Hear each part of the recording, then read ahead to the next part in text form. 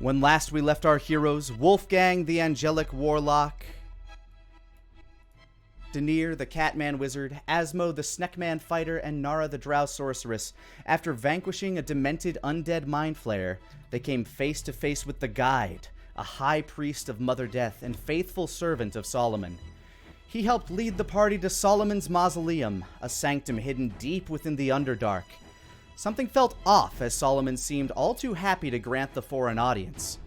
With news that the plea they came to deliver had already been given by another party, Solomon sent Wolfgang and Danir away to meet with his previous guest as he became more occupied with Nara and Asmo. In a comfortable chamber within the dreary palace, Wolfgang and Danir found a weathered and weary King Bahoom, the last of the metallic dragons in this world. Wolfgang and Danir filled him with hope that together they may yet persuade Solomon to join their cause. But in the chamber, Solomon had different designs as he revealed the true legacy behind Nara's Tango Muerte and Asmo's acquired Vorpal Blade. The true purpose of the weapons, forged of Mother Death's own shattered arm, were to be combined into one, forming a weapon powerful enough to slay even a god. Death's Embrace. The cost of its forgery was steep, however, as it requires the willingness to use the blades to give the gift of death to a person the wielder loved the most in life. Seeking a death that forever eluded him, Solomon pleaded with Nara and Asmo to make the sacrifice, and failing in his efforts, he began to torture Asmo to make death seem all the better. With a tearful embrace and a passionate kiss, Asmo helped guide the blade in Nara's hands into his still-beating heart until it beat its last. With all the cards in her hands and a century of torments behind her, Nara stood wielding Death's Embrace. But rather than give Solomon his peace, she bargained with the miserable god. If he wanted his release, then he'd have to help his old enemy and finally put an end to Asmodeus, the god behind the jester. With no better information to its whereabouts, the party decided it would be best to try the resting place of its body, the gnarled white tree, deep within the maw.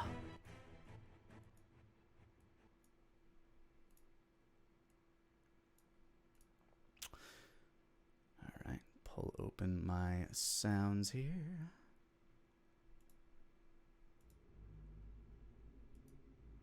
So when it came to traveling through the Underdark,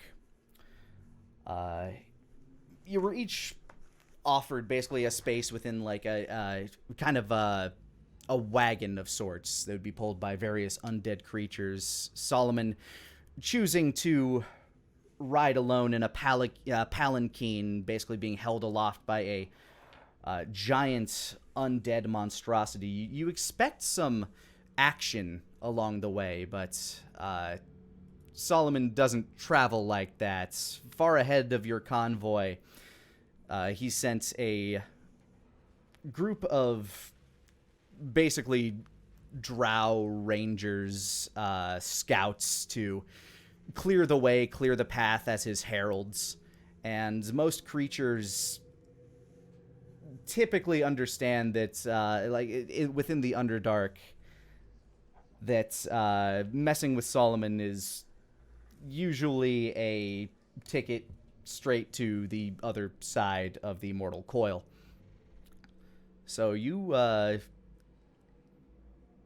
basically have been getting kind of a free ride traveling through the Underdark. The view, not very scenic, very dark.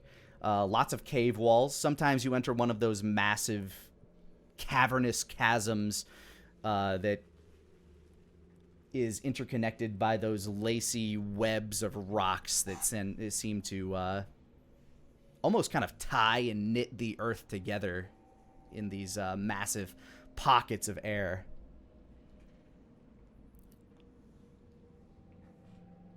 But as you travel, you are, of course, able to talk amongst yourselves. It's not exactly the most comfortable ride, and whenever you break for camp for the nights, The sleeping arrangements are pretty bare. Solomon, for the most part, just never leaves his palanquin.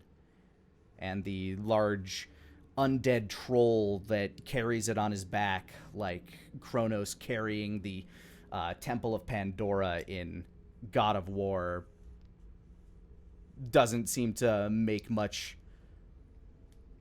fuss if people wander by, but he will actively try to stop people from entering at his master's command. So we have a long rest in there somewhere? You have several long rests. This is a very okay. long journey through these caves. Got it. Okay.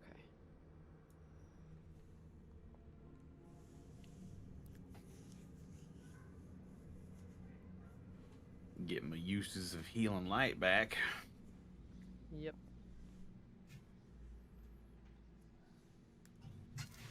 The one guiding the carriage that you are, well, the wagon essentially that you're riding in. The four within this wagon are you three and King Bahoom, and kind of guiding the wagon, sitting atop, is the guide.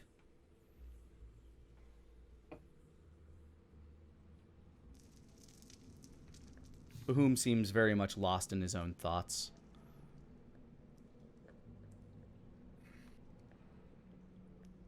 Danier's been exceptionally quiet this entire time. He's been staring into the book of the Sylvan Word of Power and the Dwarven book of the Word of Power quite a lot as of late. He has not removed the mask at all over this entire journey, except to, eat, drink, so on and so forth. Right. But he's been in his own head a lot as of late. Nara, the scythe, the massive ebon scythe that is Death's Embrace, it rests in your hands, and you kind of you can feel it kind of pulsing with your with power, as it's almost like a wave as it kind of flows in through you and then flows back out. Sometimes it's actually kind of hard to see within the carriage wagon itself, as this scythe seems to give off a bit of kind of a black mist. It doesn't seem to have any ill effects when inhaled, but it's fairly cool to the touch. Okay. The scythe itself, while radiating with power, kind of reflecting inside of you, oddly enough feels a bit hollow, almost fragile to a certain extent. Like, you feel like if you grip it too hard, you might accidentally break it in half.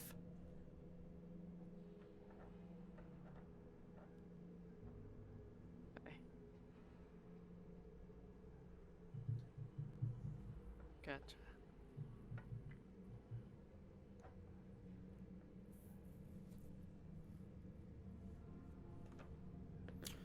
Wolfgang, what have you been doing throughout this ride? Wolfgang's just sort of been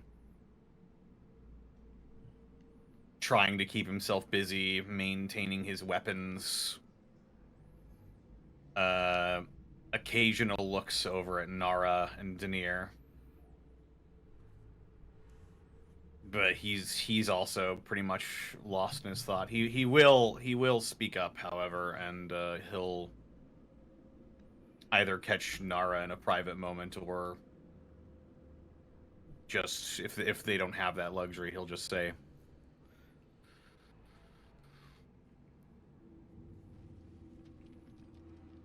"If you don't want to talk about it, you don't have to right now. But I think we'd like to know what happened." If this is something that you'd like to say privately, it would be easy enough to do when you guys had broken for camp one night. Okay.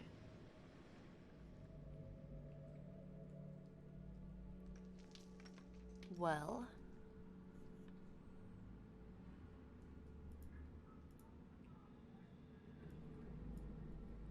you two left, and Solomon told me about my parents. Kageroshi was my father. My mother died. He said they were traitors because they wouldn't kill each other for him. This scythe is half of Tango Muerte and half of the Vorpal sword. There are shards of Mother Death.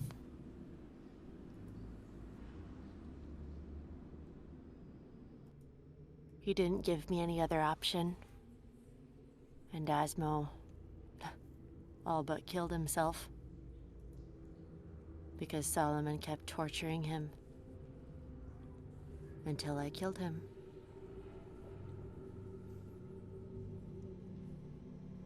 That's what happened.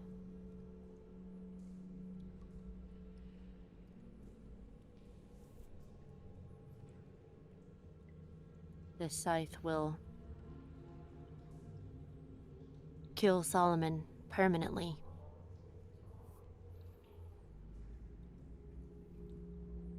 But that's how I got him to help. I'm the only one who can wield this scythe. And I'm the only one that can kill him.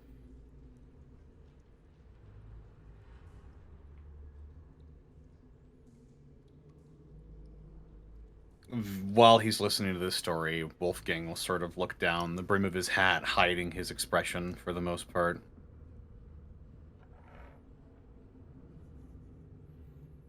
And then he'll look up.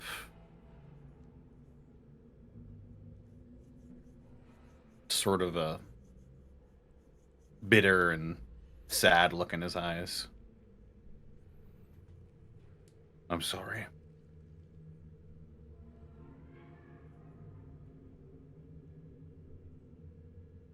I don't know what to say to that. I wouldn't know either.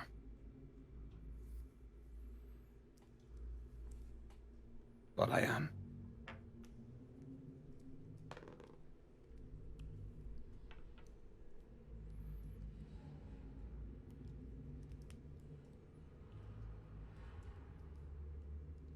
It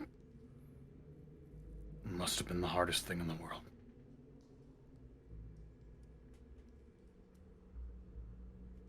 It all happened pretty fast. It doesn't feel real.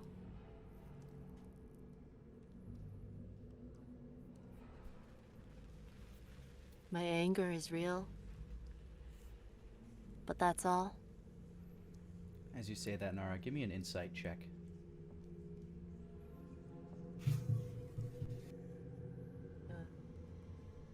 Eight. You feel something resonating within Death's embrace, but your emotions are in such turmoil that you can't quite get a sense for what that might be. She'll be paying attention to that now. It's something that you've noticed from time to time. Like you'll feel a surge of emotion, and something within the blade itself will kind of like ping almost. Like you'll feel this little sort of like ripple in that power flow that you feel constantly kind of coursing back and forth through you. It's such a old type of magic that this blade is made out of, and such a complex arcane device, something that's kind of beyond explanation, that you have no real way of necessarily knowing exactly what it's trying to say or do, but you have come to the point where you can kind of start feeling it a bit more and recognizing when something is happening within it. Okay.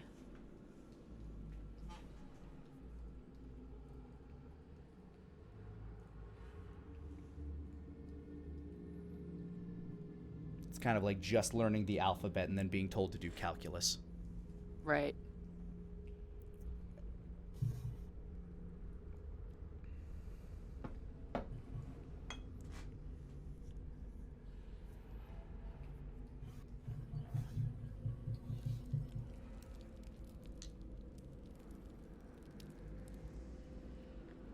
While they're conversing, Bahoom would probably approach you, Daenerys.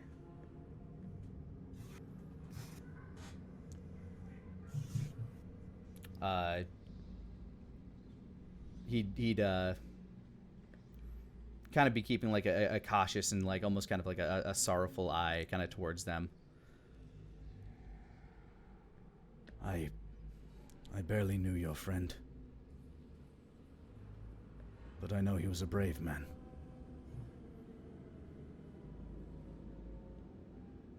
Daenerys gives a slow nod. I don't know what words I could possibly give.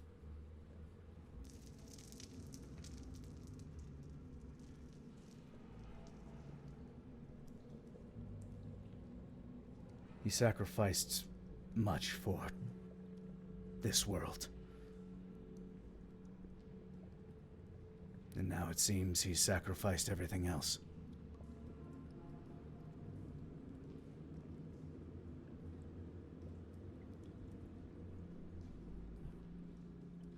It's always difficult to lose a brother that knew exactly what he needed to do for the betterment of everybody around him.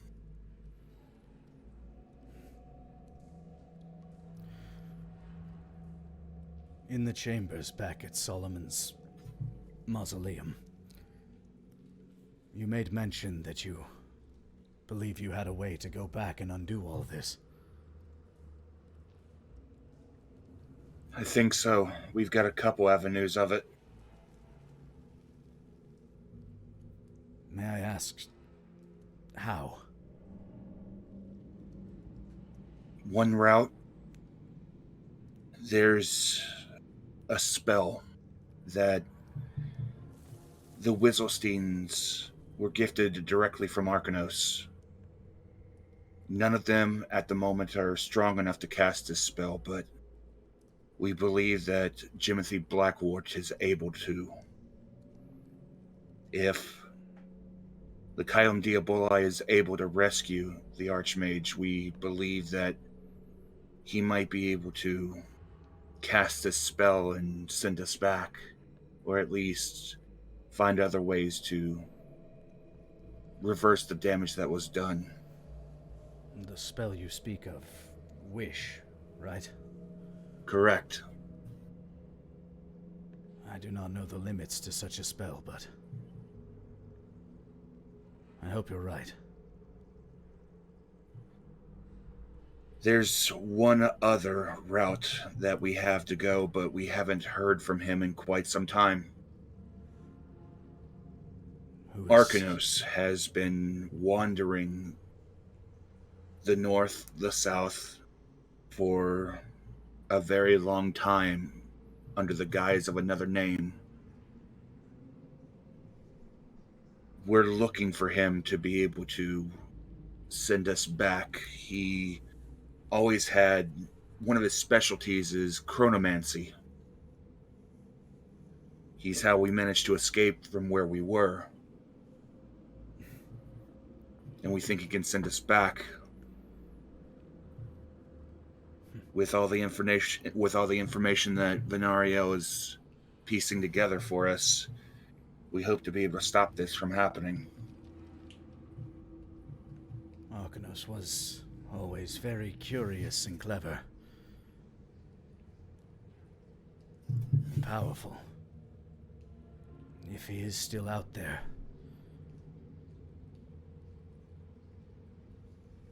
Then yes, I do believe that would be your path. Finding him is difficult, though. Apparently the most readily able way to find him hasn't been active for a number of decades. We have ideas of where he might be, but We haven't found him quite yet. Well, if there's one who's been great at finding things, that would be the sage.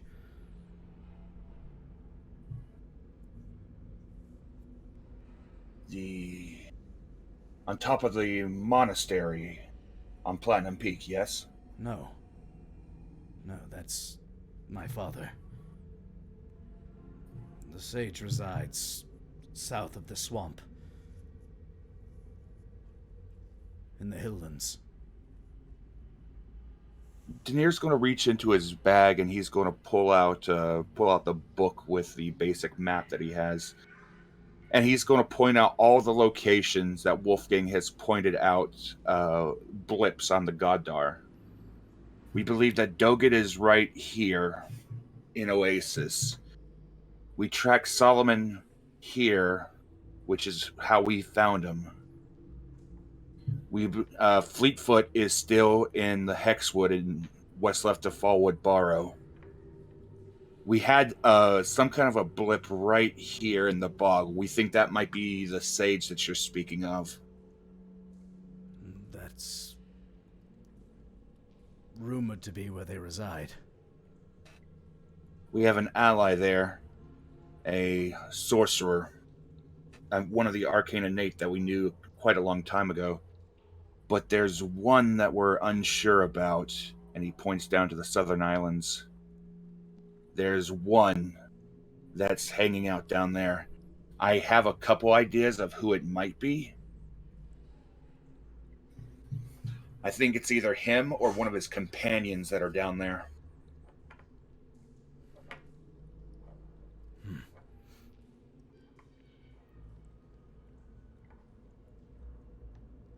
But we've been so,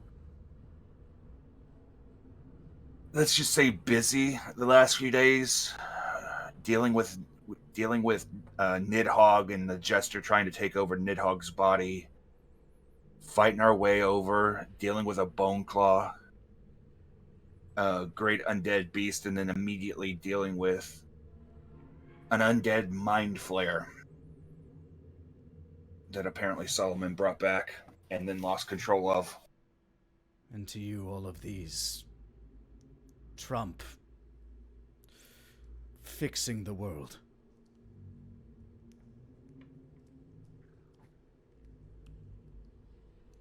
We have things that need to be done to fix the world.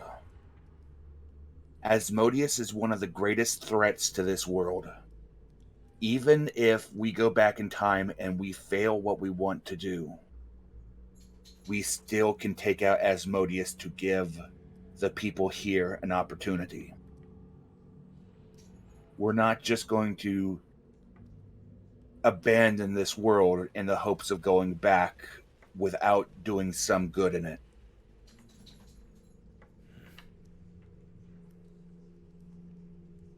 Your motivations are noble.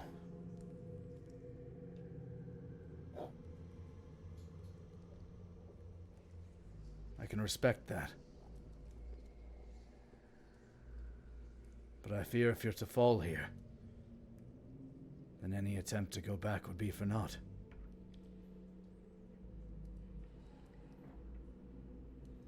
And then all we'd be left with is this. And if we did nothing here, and if we try to go back and it fails, we'd still be in the same boat. Or if we try to go back and something happens, you're still in the same boat without the leg up. Since we've been here, we've already taken down the Chester of Bordeaux. Who knows how much damage he's done over the years we've been gone.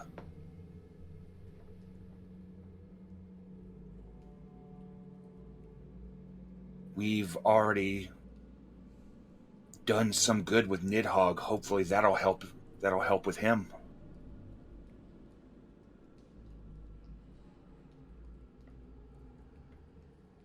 We can't just abandon the people in this place for a hope, long shot that it might be there. As much as this world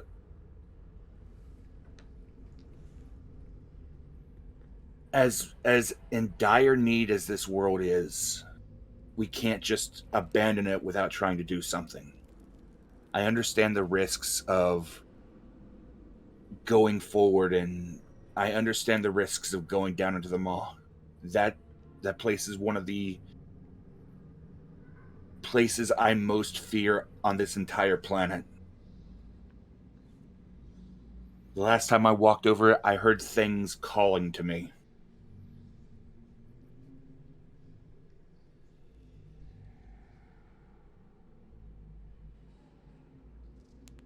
But we don't know if going back in time will fix all this. We don't know if it's the same place. If when we leave, it'll go back to the same place. We don't know if we are successful, if it will, what it will do to this world.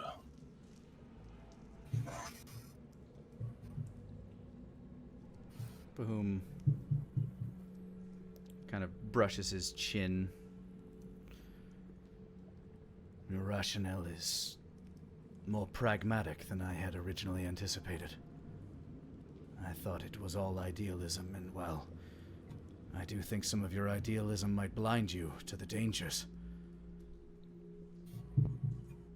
I respect your reasoning.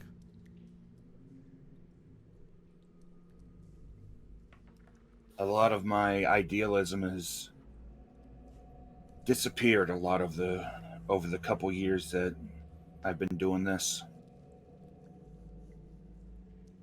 That I can greatly understand. I've seen my entire kingdom. All the lands that I look to watch over and protect. I watched as they fell to ruin, until all that remained was but a single solitary bastion, with a flickering light, and a populace desperately clinging to hope. If I could give my life 1,000 times over to bring back what they've lost, I would.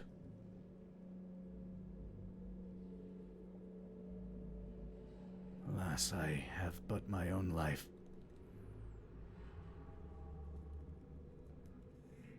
And I'm as directionless as I've ever been.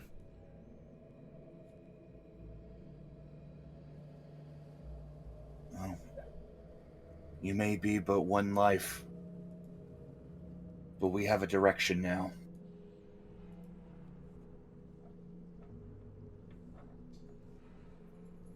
And we're glad to have you with us.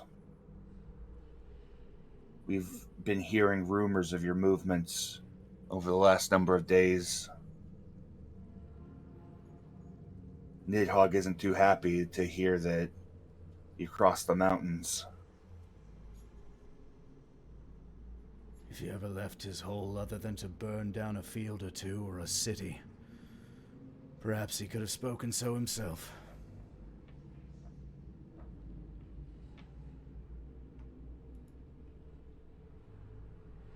He's still in there, you know. The man that he used to be. Bahum gives a very stoic nod.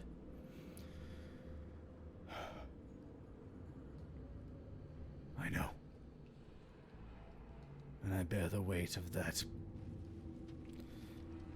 I bear it every day, knowing that he's that way because of me.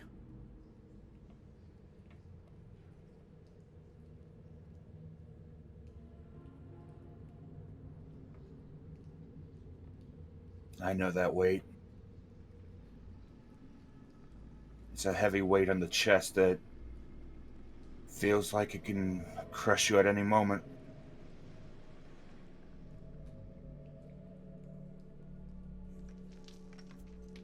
One moment of weakness. That's all it takes to set off dominoes. hear the tolling of a bell, meaning that the caravan is ready to start moving. A very slow dong, dong, dong reverberates around the cave. A resonance that kind of like rings through your very soul and body. Suppose we should get back to it then. Daenerys will reach into his spell pouch, and he'll pull out a single bronze scale that has the symbol of the realm of dreams etched on it. Don't forget why we do this. I know I don't have to tell you, but it helps me go through the days, no matter what we go through. Knowing there's a chance for a brighter tomorrow, no matter what we have to give up. It makes the loss a little bit easier.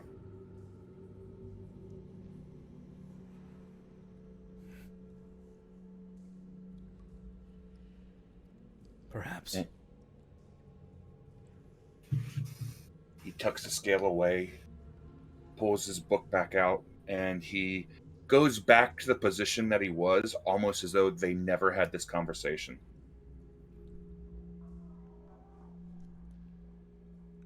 Boom starts heading towards the carriage.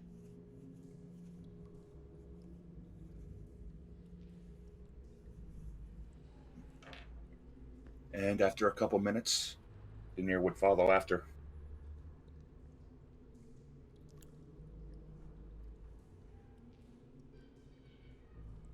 As you all pile back in, the trail on this leg of the journey is a little bit slower than it was previously. Scouting party ahead is moving a bit slower, so the caravan itself is moving slower.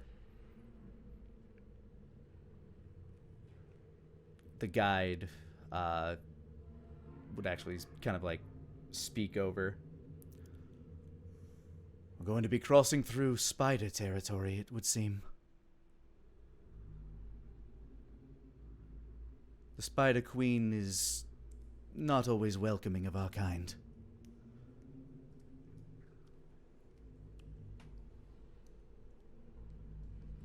So the going might be slow.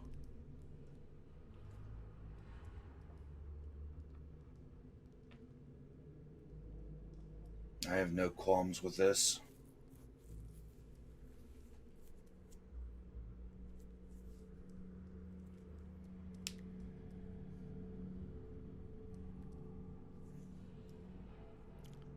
Is there anything anybody is planning on doing while you ride through this territory?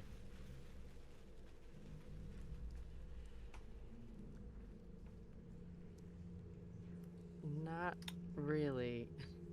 Renara's gonna be too, like, comatose to do anything. Alright.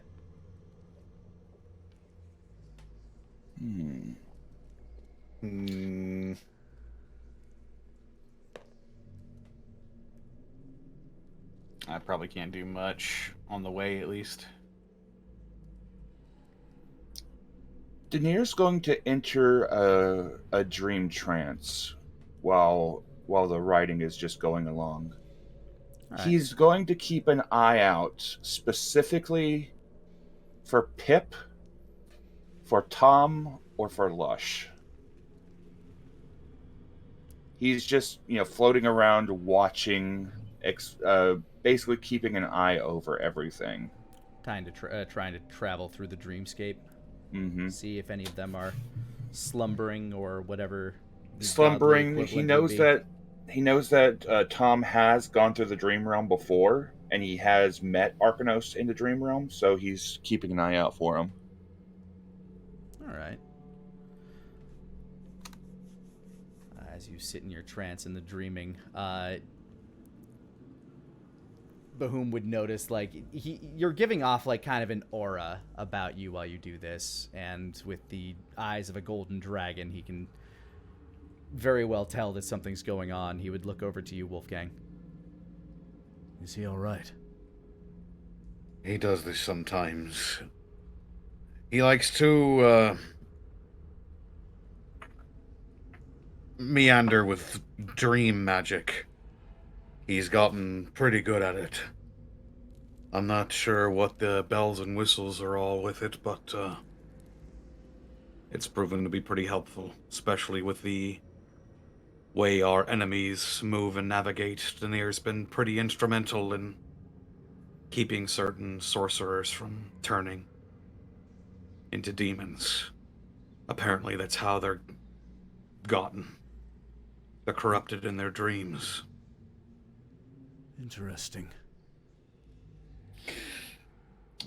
I wouldn't call it interesting. No, I meant his ability. Yeah, I'm not sure how he picked it up, but he's pretty proficient with it. Hell, he might be the strongest out of all of us here. Well, I just hope that when all of this is over, he can find some measure of peace. well, That poor kid's done nothing wrong, and he suffered so much. strength comes in many forms, Mr. Connolly.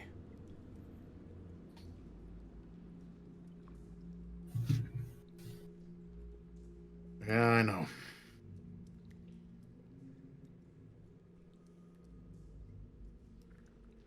You've shown your mettle a number of times. Yeah, well.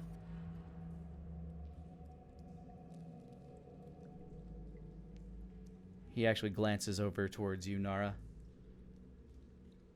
And I can't imagine the strength you had to.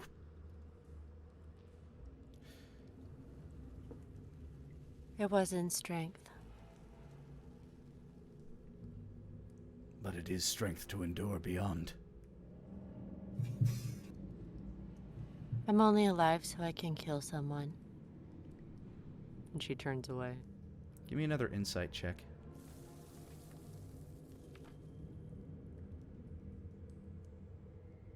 "22."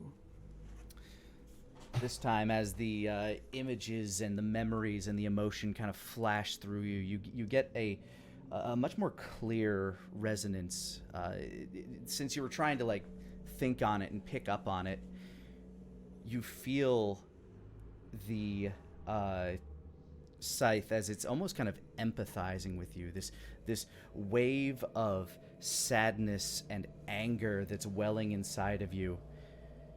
You feel a very compassionate sort of ripple flow over your body.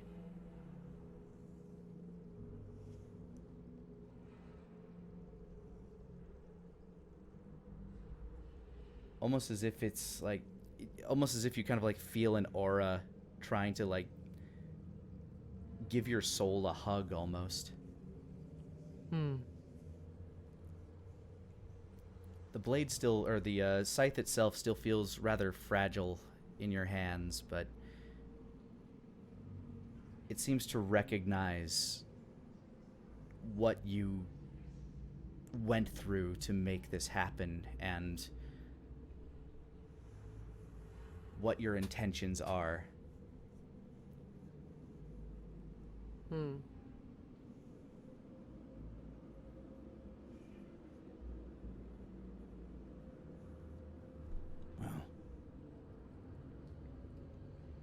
whatever your goal may be,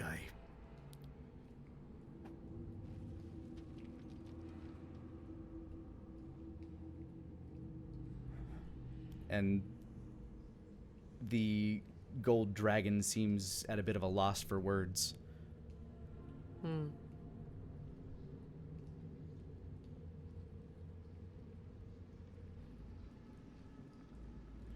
I empathize with your sorrow. Do you? I do. I've lived a very long life. A very long life.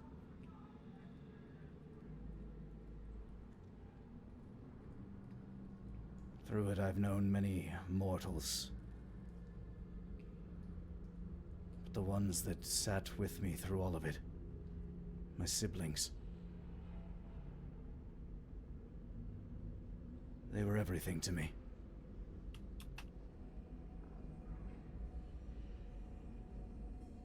It's good that you had a nice family.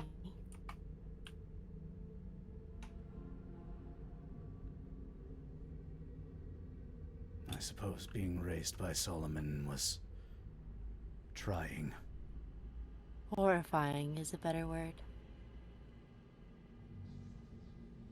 I suppose it would be.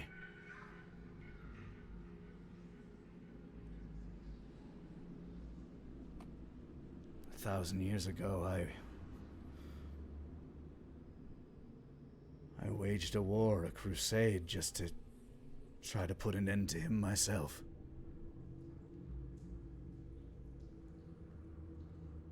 Mr. Connolly's ancestor.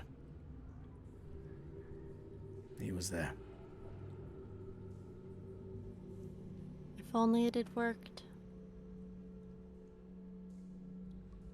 Alas, the war only brought about something far worse.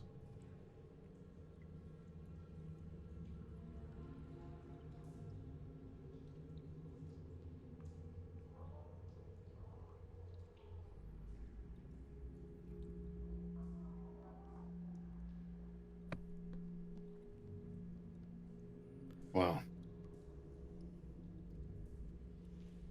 at least we know what we have to do to deal with it.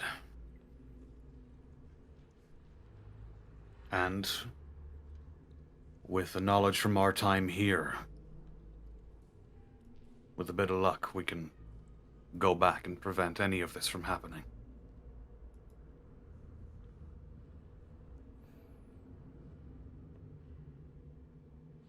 Would that mean that your friends... that Asmo... he's not forever gone?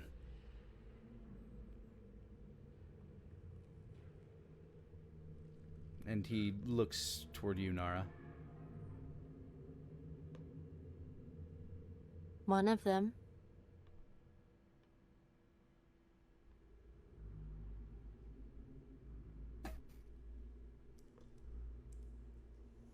We know where he is in the past. And we know how he gets out. All that's left to do afterwards is finding him, reuniting with him. And then from then on, it's our job to stop all of this, once and for all.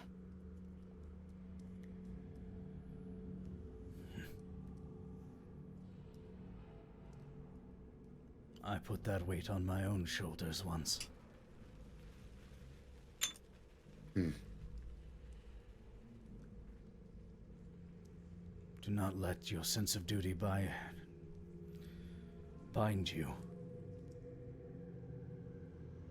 Nor should you let it blind you. With all due respect, Bahum, I learned long ago that I can't bear that weight forever. That's why I started the Kylum Diaboli. Remember? Yes. I remember the day you helped lay the first stones of its foundation.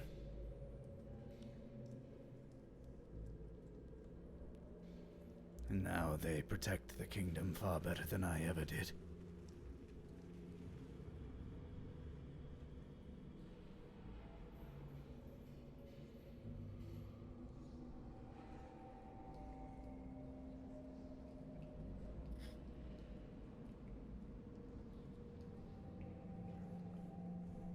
I don't think anyone but them could have been prepared for the kind of threats we faced. And even then, it wasn't good enough. But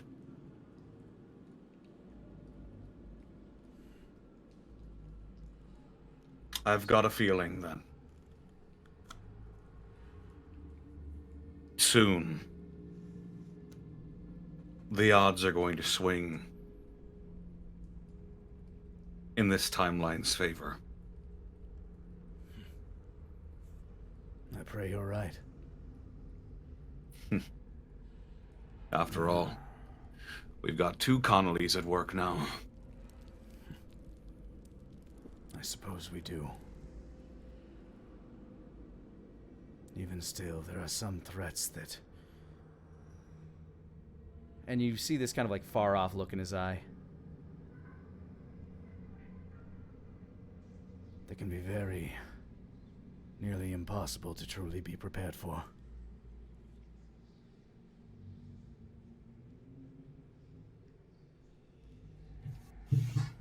The creature that my father and your ancestor...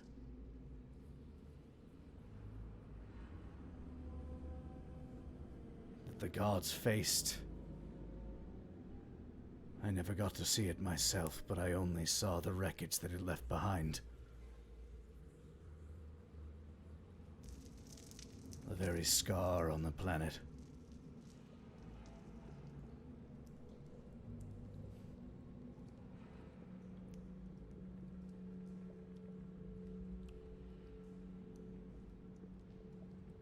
Whatever we find there, I hope what we are is enough.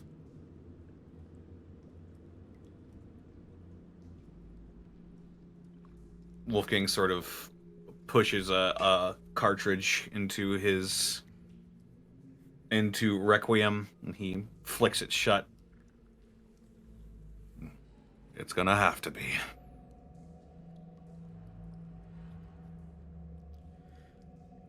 If it isn't, And he looks at you. if this all goes wrong, I need you to know that my goal is to get the 3 of you out of there. To get you to a place where you can make good on your goals of going back.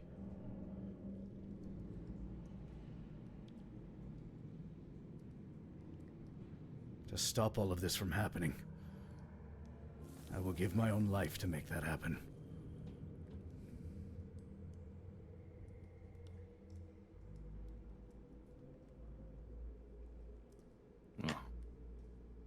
Let's hope it don't come to that. I found a few skills Alexa! that might help. Stop. All right. Swear to God. Okay. Even now, the spirit of Teewig is with us.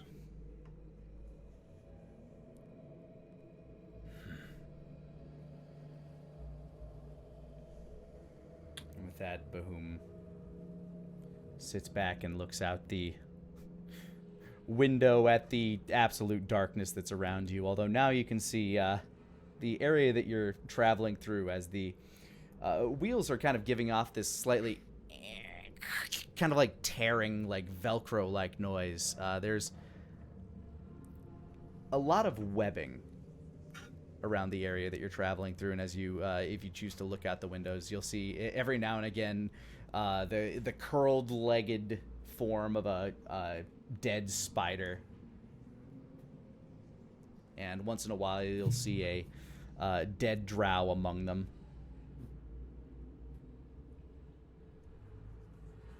How fresh do the dead drow look? Very fresh. Like these are the scouts that are currently ahead, dealing with the issue, dealing with the spiders in your path.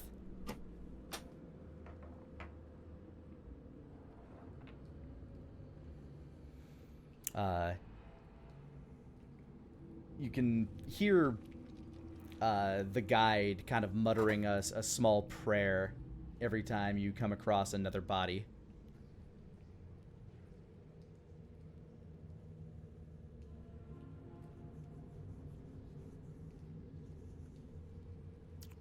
But ultimately, traveling through the spider territory seems to go without any real incident.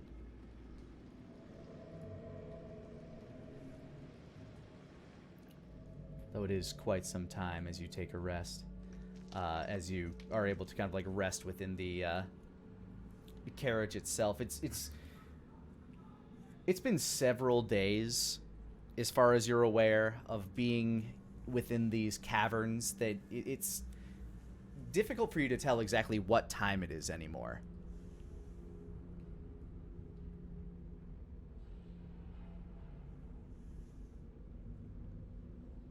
Just traveling through this pitch darkness deep beneath the Earth's crust. As you break camp from your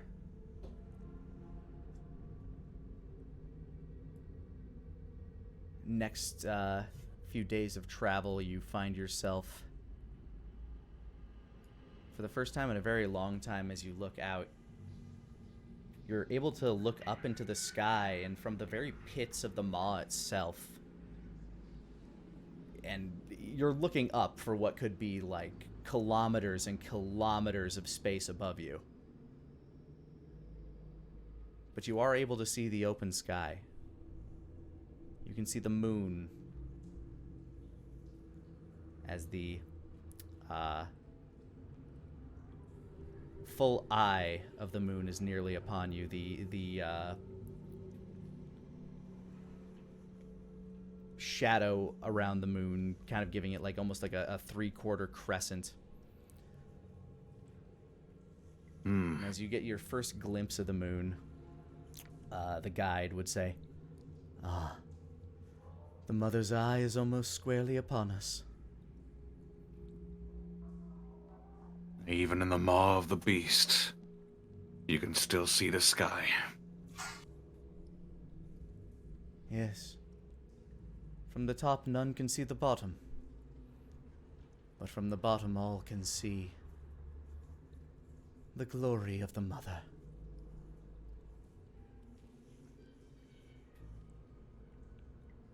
Is the scythe reacting to that at all? To the moon itself, not particularly. It seems Okay. it seems to react to you, mostly. And that's it? Or So far, is it yeah. reacting to other things? It seems to be reacting specifically to you. Gotcha. Do you know why the moon has an eye and a scar? The guide will ask, kind of almost rhetorically, like he obviously knows the answer. Anybody who would like to can make either a history or a religion check. Oh boy. I'll make a religion check. 8. I will make a history check. Not your particular field of speciality. I'm more of a 23. sun 16. guy. 16. Nara, you were taught as a child, kind of vaguely why there's an eye and a scar. You know that the scar had something to do with Solomon, and that the eye was created for her to look upon the creations below. Denier, you have a bit more, and that's through very ancient lore that you might have read through, especially when traveling through the north, and any books you might have picked up along that way, aside from the porn that you grabbed from that one dude. That wouldn't have had any particular information on it, but... would it? Or did it? No, it was absolutely a porn parody of... No. The eye was created deep in way in the past. The moon used to be just a solid ball because Death wanted to wall herself away from all of creation because she didn't want to destroy it. It was said that the god of life wanted to, create and, entertain death. But anything she tried to touch, any gift that he might have given her, would just turn to ash and turn to nothing. So she hid herself away in the ball that is the moon. But she slowly began to open that shell a bit more and more, and in order to look down on creation, the eye was formed. And it also acted as a method by which that spirits would be able to enter her realm. Spirits that she could help put to rest, that she could help give peace. At least that's what the mythology says.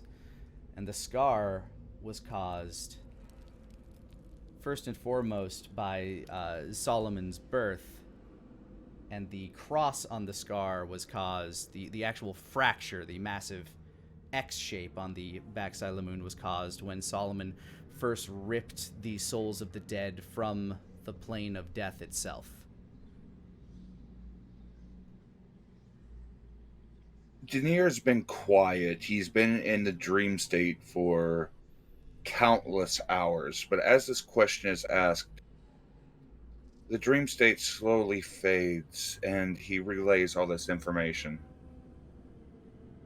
Also another good way for you to have picked up the information. You've been traveling through the dreams of so many.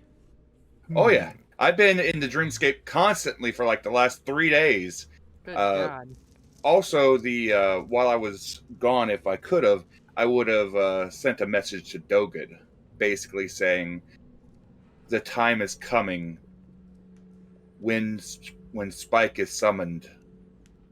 We call your aid. Big fight coming. Doged probably would have replied, Oh, what? Oh, shit, it's that voice in my head again. Oh, it's you!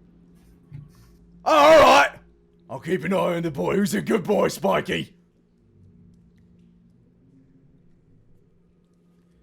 He would probably have continued on being like, So anyway, you've been gone for a bit. Have you been? I've just been until he ran out of words.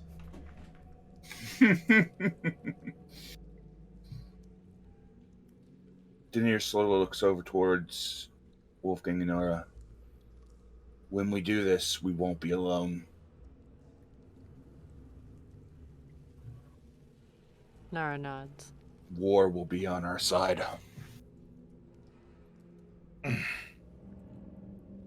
That's heartening. Fleetfoot already said that he's sitting this fight out. I haven't been able to find Tom or Lush. They weren't keen on fighting anyway. The guide would actually kind of give sort of a bemused chuckle when you mentioned war. War was one of the first creations that gave Mother Death her purpose. The little boy of light, the god of life, he gave life to the earth to give her the presence of their souls. And he made a bit of a blunder, or so he thought, when he created war. Because in their deaths, so many deaths all at once, tormented souls, it terrified the good mother. But then she was given purpose, a means to lay these tormented souls to rest. Helping to aid these souls gave her joy.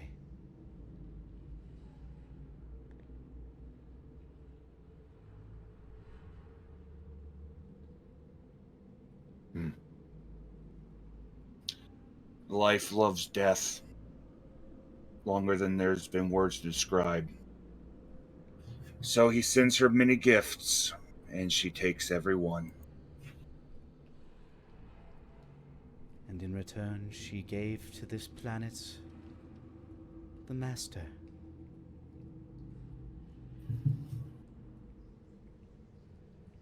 And now he wishes only to return to her.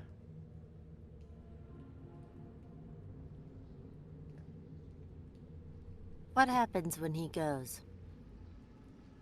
Hard to say.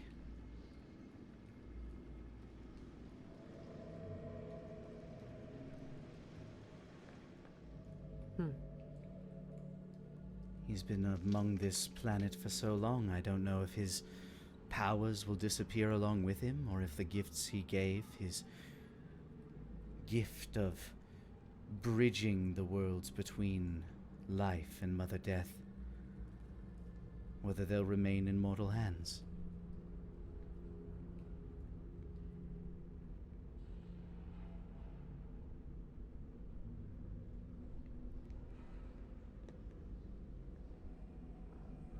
Nor do I know what will happen to us, all of the Master's children.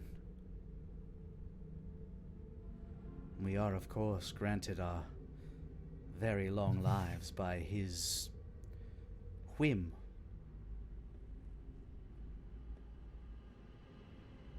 Perhaps, when he moves on, we too will be able to move on ourselves, naturally.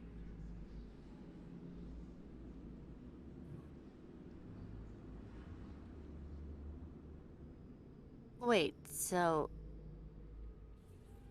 anything that is undeath might die for real? It is a distinct possibility. After all, he is the center of such energies. But the arcane is hardly where my knowledge truly lies. So I cannot say for certain.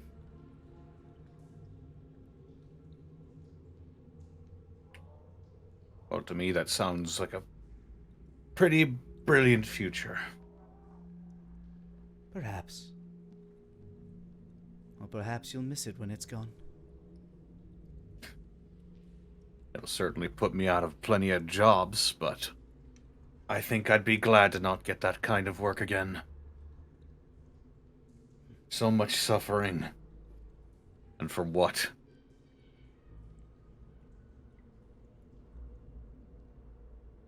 For many, it's to belie the bereavement of those they lost.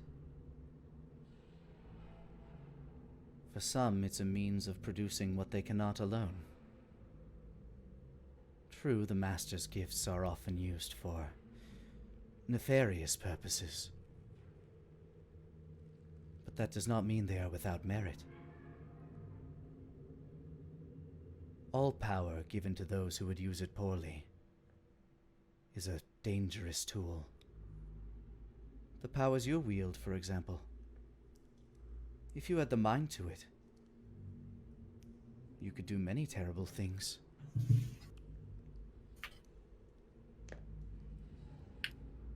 He sort of like rolls his eyes and like rests his chin on his fist. Oh yeah. I kind of forgot to tell you guys. Solomon is kind of my dad. I died as a baby. So, I'm kind of dead, but not.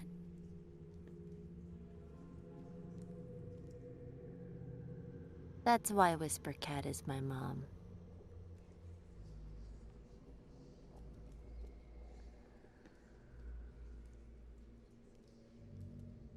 Has there ever been anything about Nara that seemed like she was either different than any other drow or similar to any undead that I've come in contact to over my career?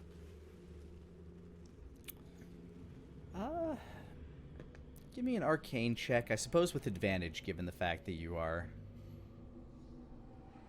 prone to hunting the undead and those types of monstrosities. Alrighty then. Oh. 9. Roll 20 Why? is, I mean...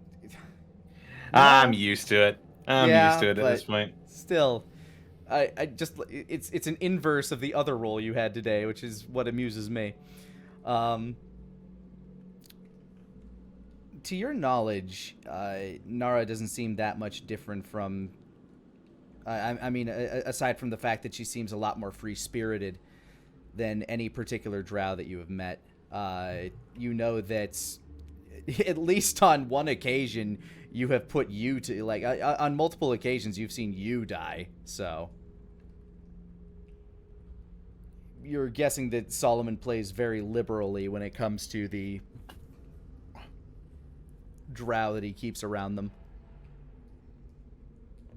and that he brings them back as he deems necessary, especially, like, you're not sure exactly if there's a rhyme or reason to which ones he lets stay dead and which ones he brings back, but the drow themselves are, while not technically undead, aren't exactly similar to mortal life either.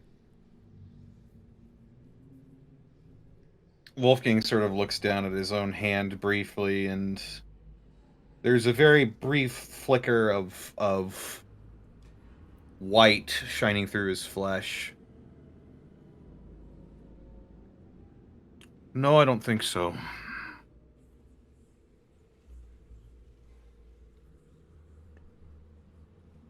I don't think you're dead.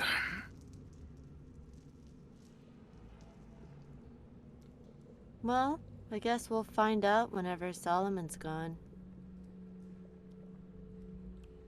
But I think suppose he I could uses- defer to you.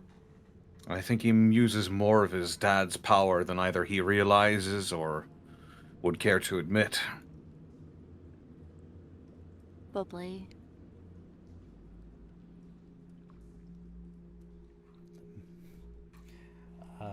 The guide would once again kind of chime in. The master does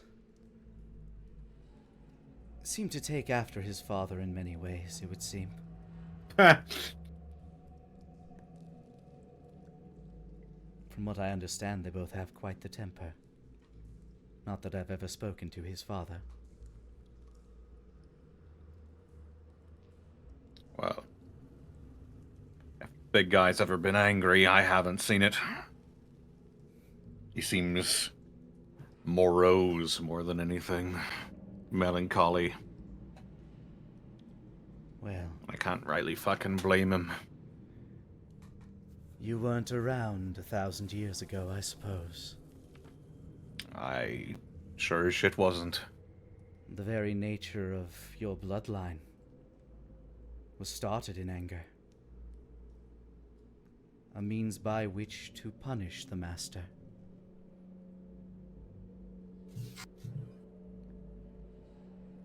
A switch by which to punish one's child, whom you can't directly reach.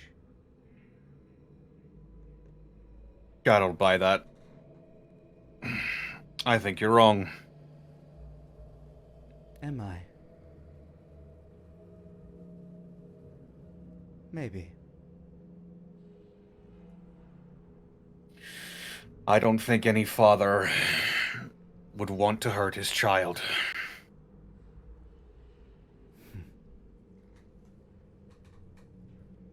The creature that lies at the center of that tree might beg to differ.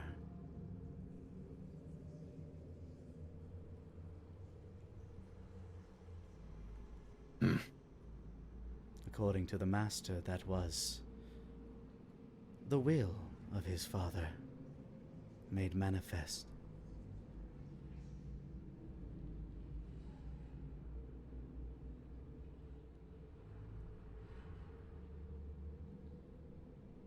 The more I learn about gods, the more I learn that they have as little idea of what's going on in the world as we do. A fucking men. And more so, they lack the understanding of mortality.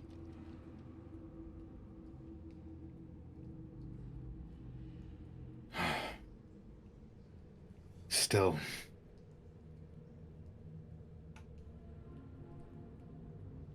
We can speculate all day long, but the fact of the matter is, if we don't do this, the world is gonna keep getting shitter and shitter until everything is destroyed. Everybody go ahead and give me a perception check. Okay. Nat 20, 26. 24. Yeah. Yeah, that seems about right. Not Poor one, Wolfgang. Connor? Natural one. Yeah. Nara and Denier, you can make out this, like, from this point in the maw, and again, you've probably been traveling for another few days here.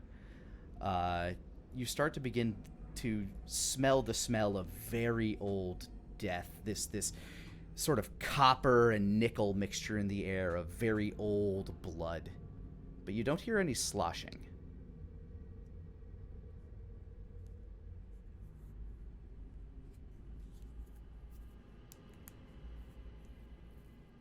Denier was in mid-conversation when he suddenly stops, and he turns and looks. Lifts his snout in the air, sniffs a couple times. We're getting close. That uneasiness is starting to grow again. I smell copper. I hate that smell. He shudders.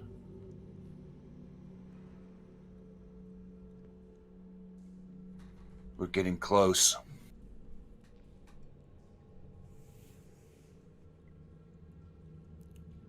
Another several days pass.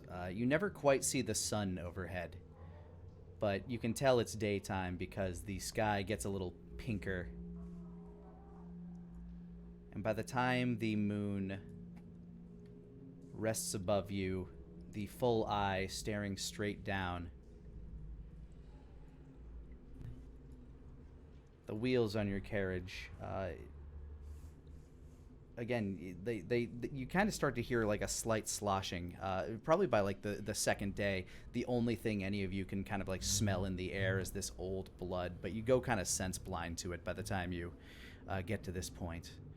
And Denier, you get kind of a prickle down your back as at some point you may stick your head out of the carriage and glance outward. And off in the distance you see the white, gnarled tree. A massive tree sitting at the very base of two waterfalls.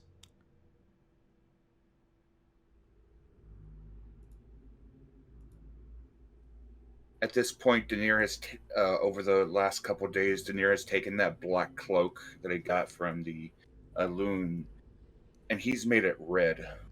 And he has proceeded to cloak himself in that red cloak, pulling it awful tight, especially as the black mask peers out and stares at the tree.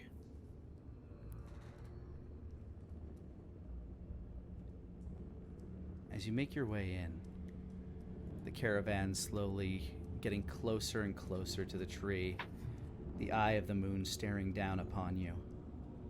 Something feels wrong.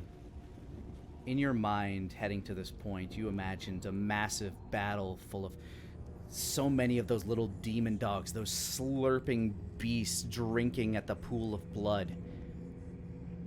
But there's nothing. Just the tree, and the sound of the waterfall clattering in the distance.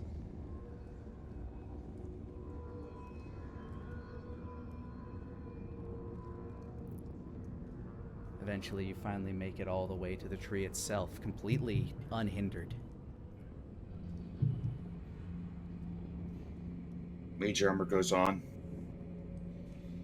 Same. And so we have arrived, the guide says. I'll go inform the master.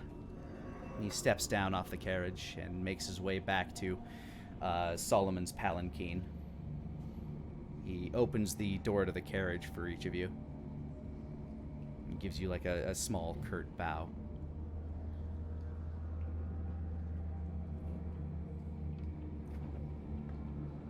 I'll step out. Before you, the tree that Denier had so often described and shown you through various forms of either dream magic or illusions none of them ever seem to do it real justice as this tree towers in this maw. Its branches bearing no leaves, its bark birch white.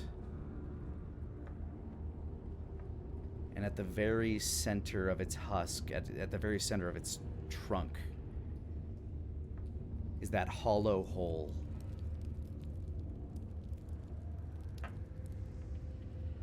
Where the gnarled roots twist and turn.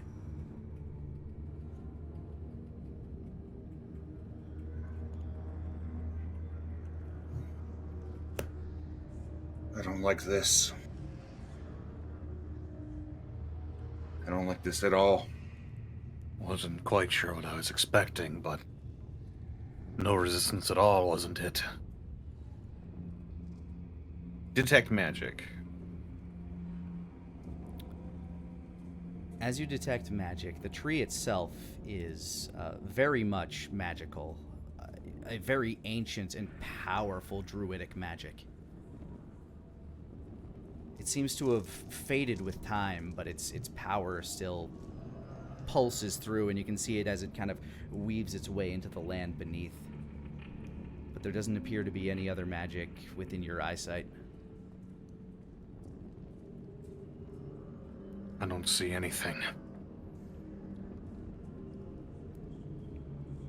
Nick, you said there are 2 waterfalls. Mm-hmm. What's the rest of the landscape like? We have the tree, we have waterfalls.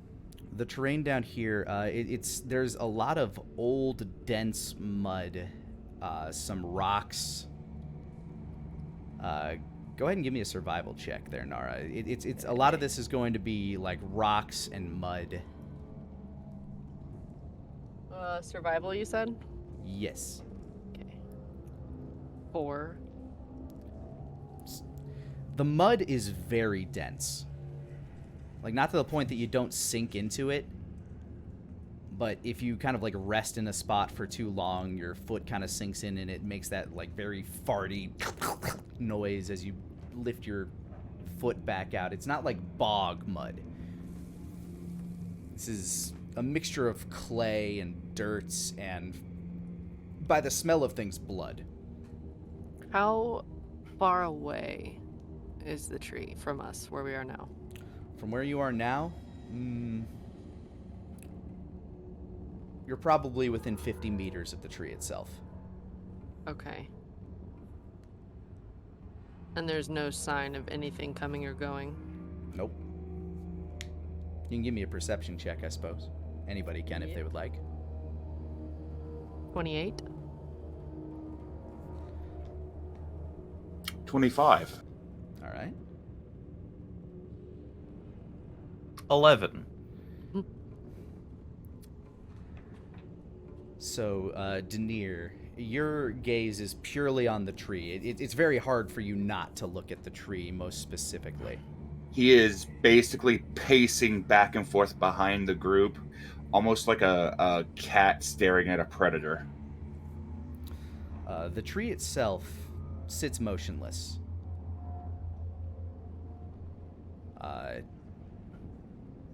There doesn't appear to be anything about the tree that is like waiting to attack. There's nothing waiting amongst its roots. But you do see kind of like weaved within these gnarled roots bones. Old bones from many different creatures. They look as though they were kind of like wrenched in and almost kind of like strangled and snapped in, almost as if like the tree was consuming them. Nara, as you get like more of a sense of the area and the terrain around you, your foot kind of rests atop something that, like, you as well find several bodies within the mud around you. There are skeletons everywhere in your vicinity. Some of animals, some of humanoids, of all shapes and sizes.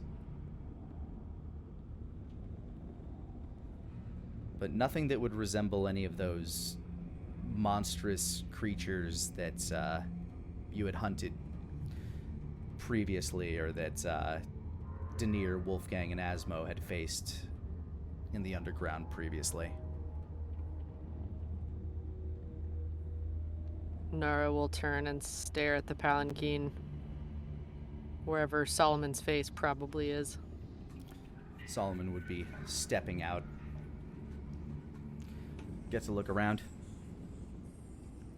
So is this it? Denier will attempt to reach out mentally and try to feel for the crystals with his connection to them. Your connection has been kind of severed with time a bit, but go ahead and give me a wisdom check. Okie doke. 6. You don't sense anything nearby. Again, being away from your crystal for as long as you have at this point, you don't feel as though something is nearby, but you could be wrong. Mm-hmm.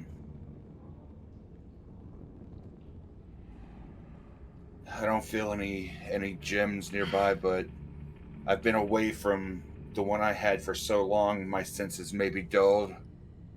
I still don't like this. Doesn't feel right.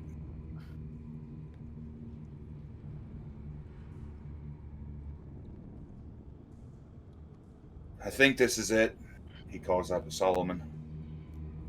All right, then find whatever it is you need me to... He just kind of wiggles his fingers. Let's get this over with. I don't like being here any more than any of you. You could help, you know.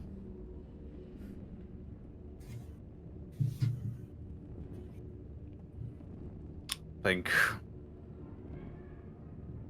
maybe what we need is inside the tree.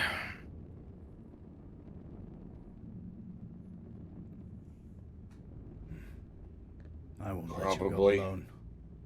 Bahum says as he steps out of the carriage.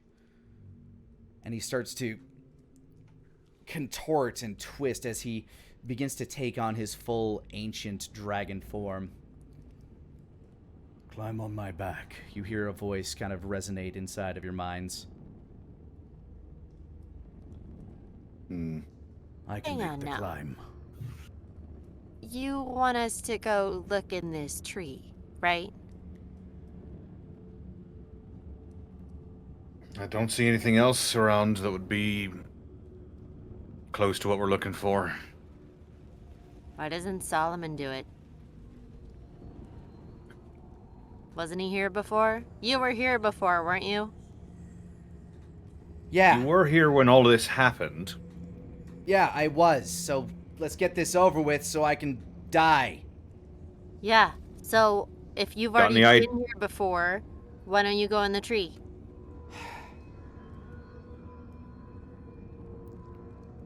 Denier starts climbing on Bahum's back.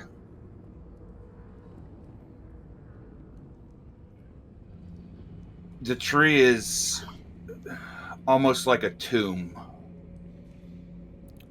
Nara, when you're asking Solomon these questions, I want you to give me an insight check. Okay. 16. Damn, even with his massive... Yeah, he rolled very poorly. There's a reticence about him. Almost kind of a nervousness to him.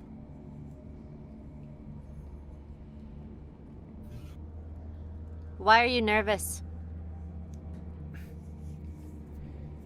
I was here when that shit was made, okay? I'm not nervous, I'm impatient. Uh-huh. He looks away from you. There's something about this that, like, even Solomon's attitude isn't chiming right with you. Do you know something we don't know? Lots of things. But nothing Yeah, about I mean this. about this tree.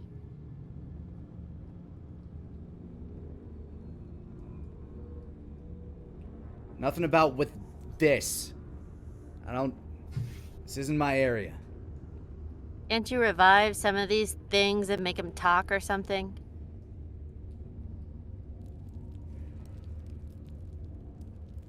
He looks up at the moon.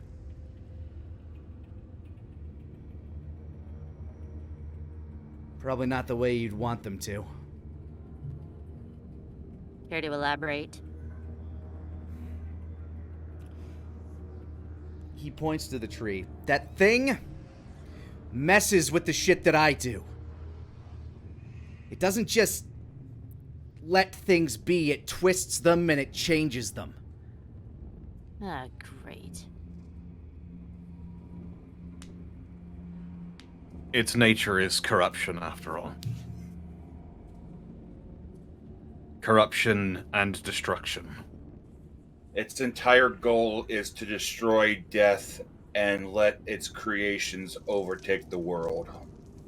Yep, Dad's great reset button.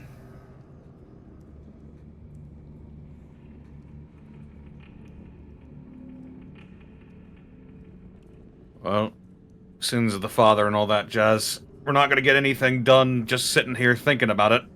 I'm gonna climb Bahoom. Nara's gonna stare at Solomon for a minute. Boom will look back at you, and if you don't climb on, he'll proceed. She'll get on, but she's gonna stare a hole in Solomon first. Give me another insight check. Beep. 19. Something that's kind of been bugging you this whole time. He seemed to kind of... something about the way he agreed to this. Like, obviously you hold the cards. You're the only way he's going to die. But you feel like he could have done something more to try to push you. As you feel the little Chronosaur kind of like wiggle in his papoose. Not once did he threaten your pet.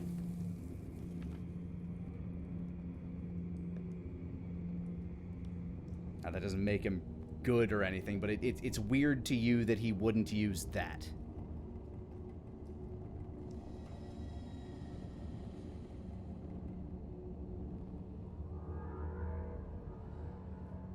What are you not telling me? Do you hop off Bahoom to say this? It's like she starts walking towards to like hop on, and as she's getting on, she like looks back. About what?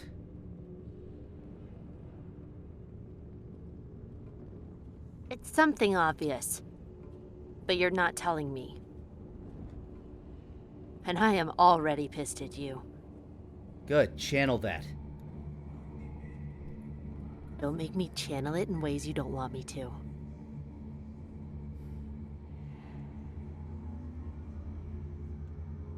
There's a slight smirk as he kind of shakes his head.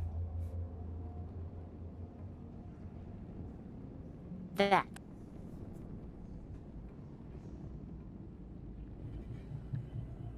What? Why are you so amused by all this?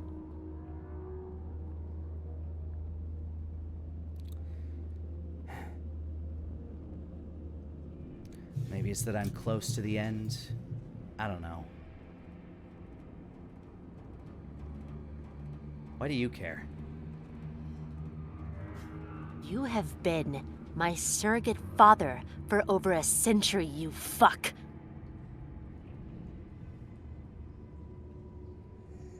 You made me murder the only thing that's been good in my life. So yeah, I want clarity. The only thing that's been good.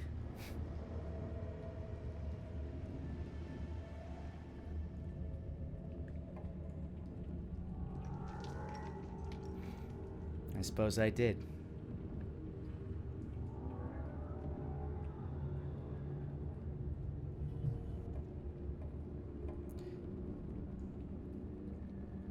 That's it. What? Do you think I have a rhyme and reason for everything I do? Yes.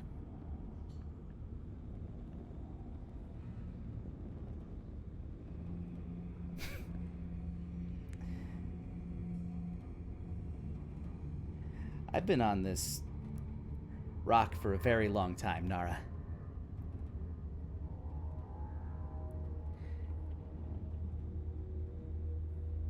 Anything that gets near me typically doesn't like what it's around. I think you can relate. Only because you made it that way. Yeah. I definitely did. But I didn't always. It's just easier this way, Nara. Just do the thing, hate me, get rid of me, and move on with it.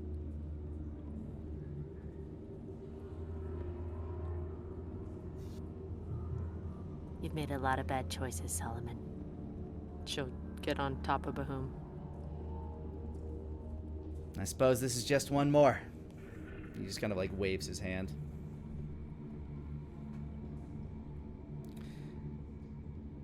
Bahum begins climbing the trunk of the tree. Again, this thing is massive. His claws kind of like digging in where the roots begin to converge. And as you make your way up to the hole in the trunk, what's deep inside this ancient prison, as you glance in, you find the tree to be completely and utterly hollow. And here is where we'll take a break. Hey guys, Lani here. I just wanted to thank you for rolling with us. And if you wanted to catch us live, you can do so almost every Monday at 5 o'clock Central Time over on twitch.tv/Lanipator. Now, back to the show. As you look deep within the tree and find it hollow, no remains of any ancient creatures, just a hollowed out space that seems fit for a giant.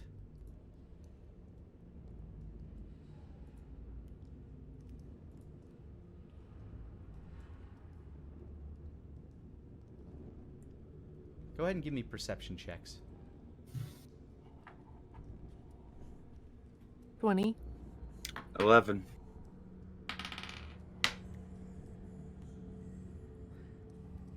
Yeah, that seems about right. Yeah. Poor Wolfgang. Can't catch a break when it comes to looking for things. But Wolfgang, I do want you to give me a charisma check with advantage.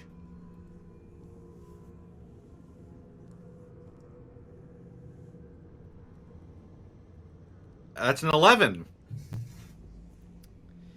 As you're looking around, you feel something kind of like shoot through kind of the back of your mind, almost kind of like a sense of urgency, but you not entirely sure why for a brief moment. Meanwhile, Nara, or Denier, as you're looking around, you're looking for, any sign of this thing. The most you can kind of get out of this is the fact that the roots of the tree kind of entangle a bit more as they go further in. You can tell that these roots themselves look like they had been snapped or hatcheted or something. Like something was inside this tree attacking the roots that were holding something. And Nara, you can actually make out the what appear to be kind of claw and teeth marks of many small creatures. Like, not tiny, not like rodent-sized, but something the size of like a medium dog. You see like a bunch of claws and teeth marks kind of chewing, these chew marks all over various parts of this. And at the lip of the opening where you're sitting at, you can see claw marks they kind of like skitter off and down the tree in all directions. But something was here that they took out? It would seem so. A lot of small creatures were in here. You guys remember those hellhound things? Mm-hmm. Pretty sure whatever was here just got taken by him. You think that, but these creatures are too small for that. Too small? Too small for the creatures, the demon monstrosities that you had faced beneath the earth. Hmm. These things seem different than those. Or something like it, anyway.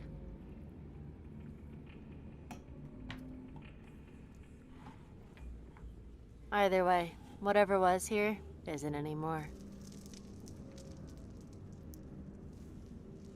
You hear Solomon yell from behind. What's the holdup? The thing's gone!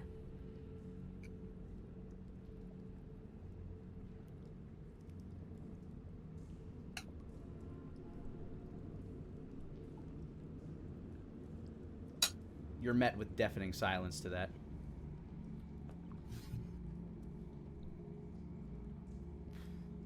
Nara peeps back out of the tree. Glancing at Solomon, he has... go and give me another insight check. He's trying to hide his feelings. 22. No dice. He's definitely quiet, but he's maintaining like a very strict composure.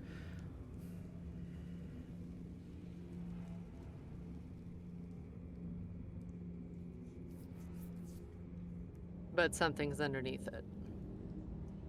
He rolled a nat 20, so you got no fucking clue. Okay.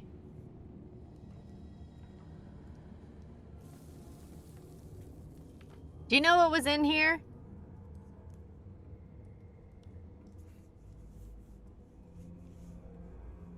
Bahum will actually answer this. My father described it as a being made of crystal. Oh, right, that thing. It makes sense. It wrought flesh from the beings around it and wrapped it around its skeleton.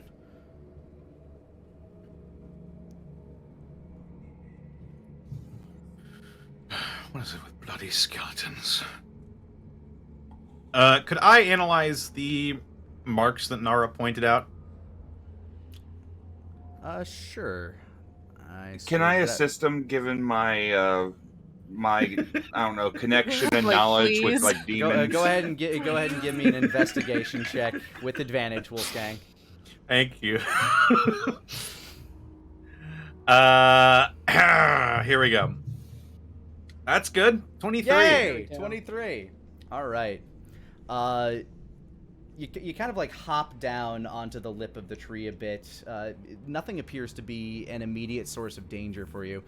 But as you glance around and look at these marks, they don't appear to be created by anything that you have like previously seen. No like natural born creature of the earth. None of the demons that you have seen previously seems to have been able to do this, but there is a oddness to it. And that's that while there do appear to be claw marks leaving, that appear to be like, bearing something of some sort of significant heft, all of the creatures, like, you can't seem to find any of these claw marks making entry to the tree. Almost as if something came to this tree, or that the creatures that did this came out from inside of the tree itself. That they formed and then did what they did and left carrying their bounty.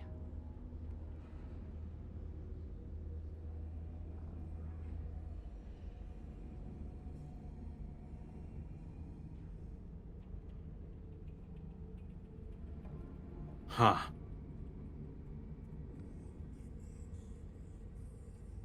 There's What do no you think? claw marks on the outside.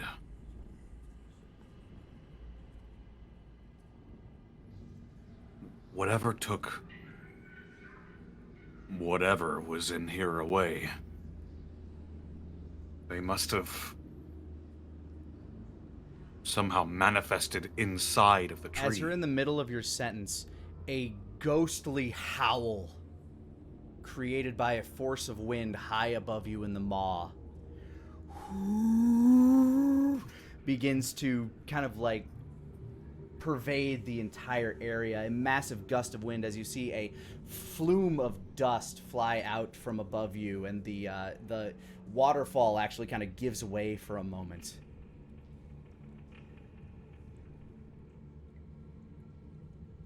The wind continues. It seems almost persistent. But the waterfall eventually begins to clatter down as normal.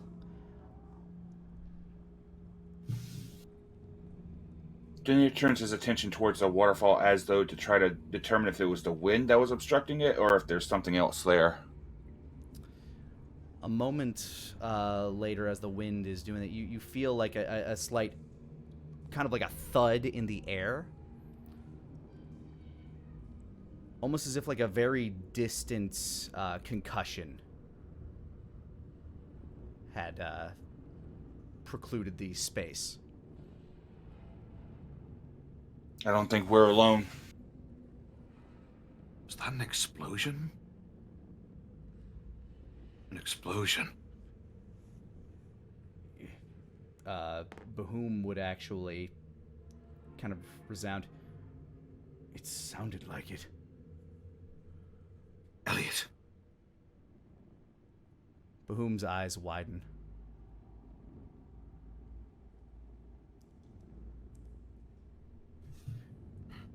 You want me to check on him? He's doing what I think he's doing. He's probably busy.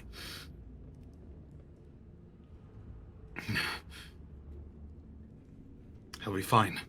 He'll be fine.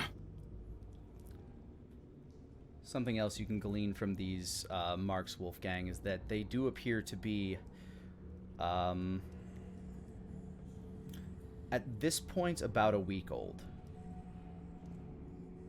And if you confer that, the lot of you can either make me a history or intelligence check of your choice. They're both the same. 16. 5. 6. Oh God. Denier, 1 week ago was about that time when you had vanquished the Jester.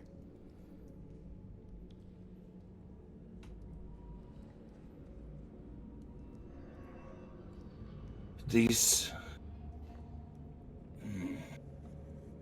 Wasn't it about a week ago that we beat the Jester?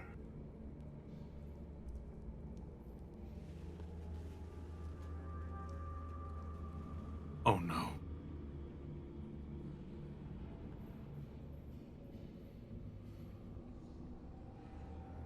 That thing. That entity. It's got the ability to possess things, right? Yeah, I think. Oh no.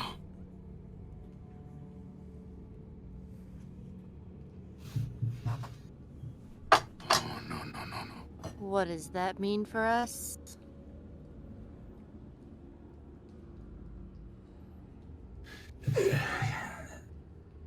If you said the skeleton was crystal, right? Yes. So my father told me it was a being made of crystals. And he's attached to the gems. The gems are its skull. What if he just possessed the skeleton and walked out? Why would he have not done that long ago? Because he was being contained previously.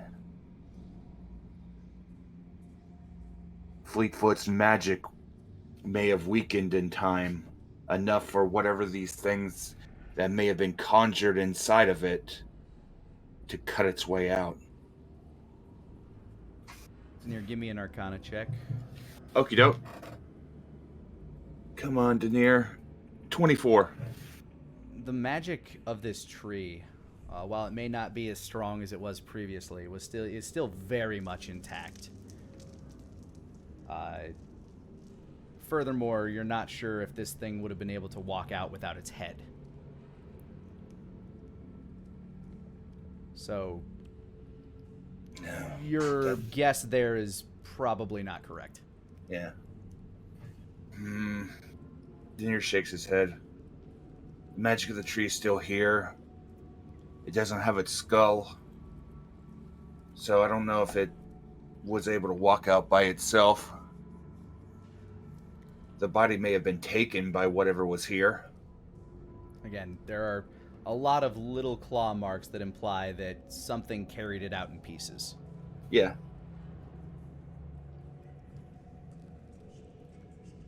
Can I do an investigation to try to find like any kind of piece of these like creatures that were once here, or like a remaining piece of the creature? Might be pretty tough, but go ahead.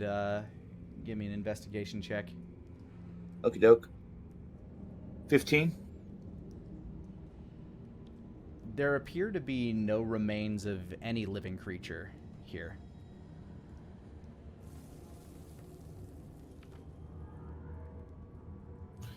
I don't see anything here. It's completely barren. At about this point, the howl from above the maw begins to subside. The wind begins to die down a bit. But there is a eerie glow to the northern side of the maw.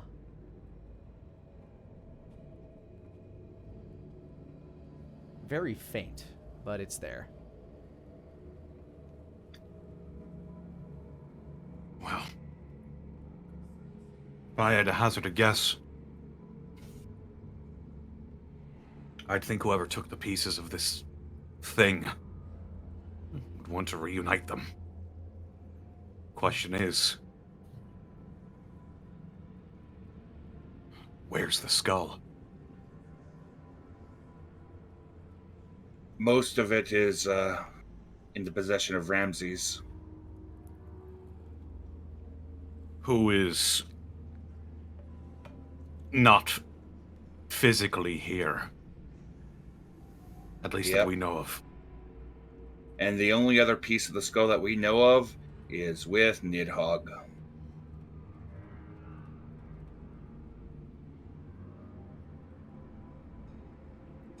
It was in the hilt of the Jester's blade.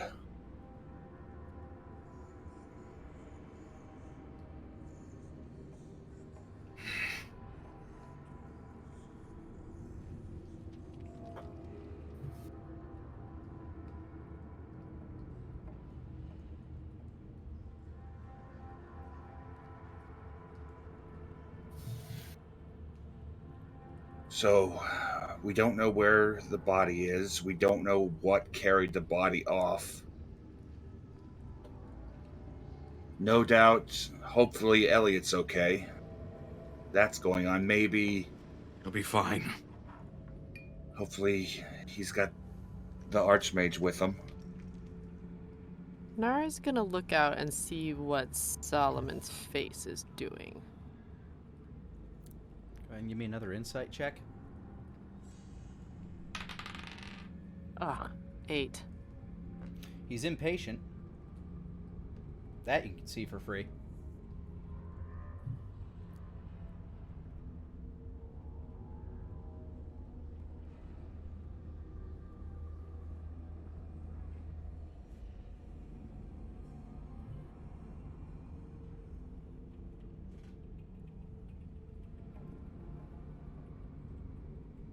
Daenerys glances over at Solomon. From what it looks like, something manifested inside the tree and carried what was inside away.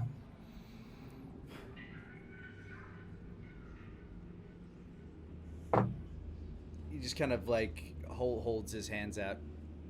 So then what are we doing here?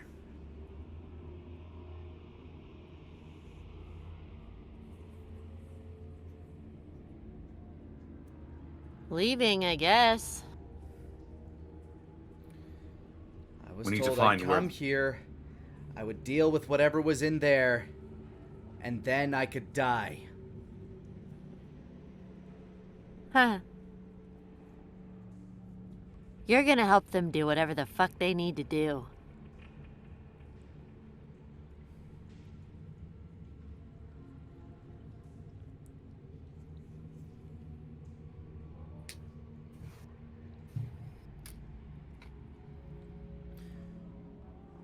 This ain't no bloody contract negotiation. We need to take care of this. And we need to find it.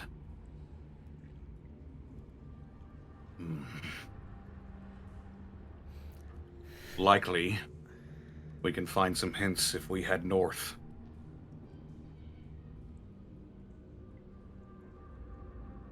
What was all that above the maw, though? We're not totally sure what it was. I We think have an idea, but it might have been the bomb that Elliot had. right. But we don't know why or how it went off. For sure. Bahum, can you take us above the maw? Of course. I need to see. He steps back out of the tree, begins to stretch out his wings, and takes to the sky. With a few mighty flaps of his wings, you're well on your way to rising, but it takes some time to get above the lip of the maw. Even at the top speed of an ancient dragon ascending, this maw is so deep that even like if you were trying to like walk vertically across its surface, it would take you probably the better part of a day to reach the lip. With Bahum, it takes only a couple hours. And as you crest over between the two waterfalls, beneath you lies the city of Bordeaux, and out to the distance, beyond the lake, beyond the forest, you see the remnants of a massive cloud, a cloud that almost seems to take the shape of a mushroom stalk. And at the very base of it, you can kind of see glimmering in the moonlight, raining down from the sky amidst lightning coming down from this cloud, fractals of crystals. They seem to like almost kind of create this little aurora in the air as they rain down from the cloud, and they seem to be spreading out in all sorts of directions.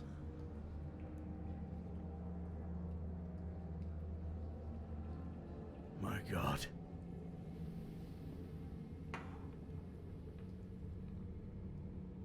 And without hesitation, Bahum begins to flap like his wings and darts towards that direction.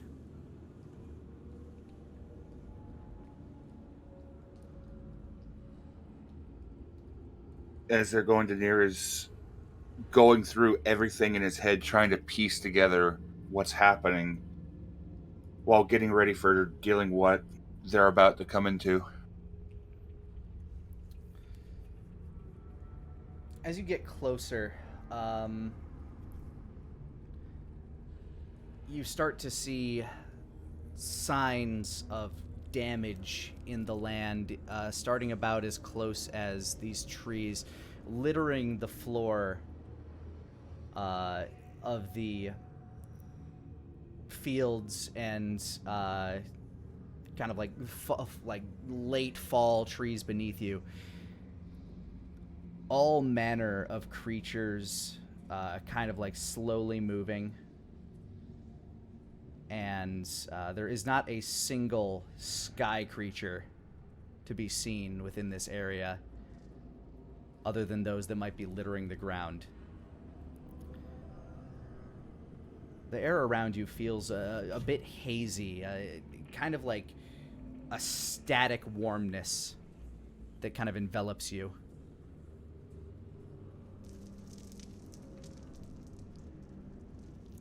As you get closer to the center where this explosion appears to have happened, you see many more bodies, many of which are non-humanoid. A lot of creatures. Very hard to tell exactly what these are, as well as they are, if not burned to a cinder, then torn apart by forces unimaginable.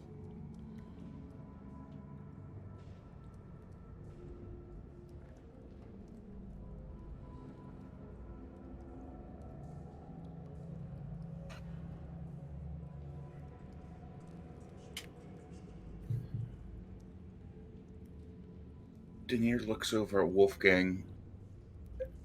The only thing that could be seen is just his eyes behind the mask, and they are full of concern. Whatever Wolfgang is using to hold on to Bahum with, he's got a death grip on. There doesn't appear to be a sign of life anywhere in the vicinity. Is there a method by which you would like to attempt to locate Elliot?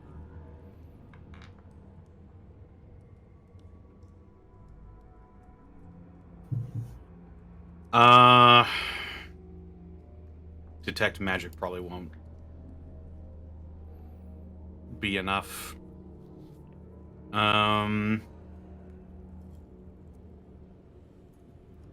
Denier.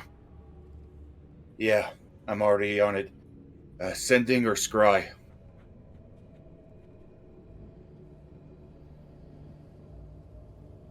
Scry.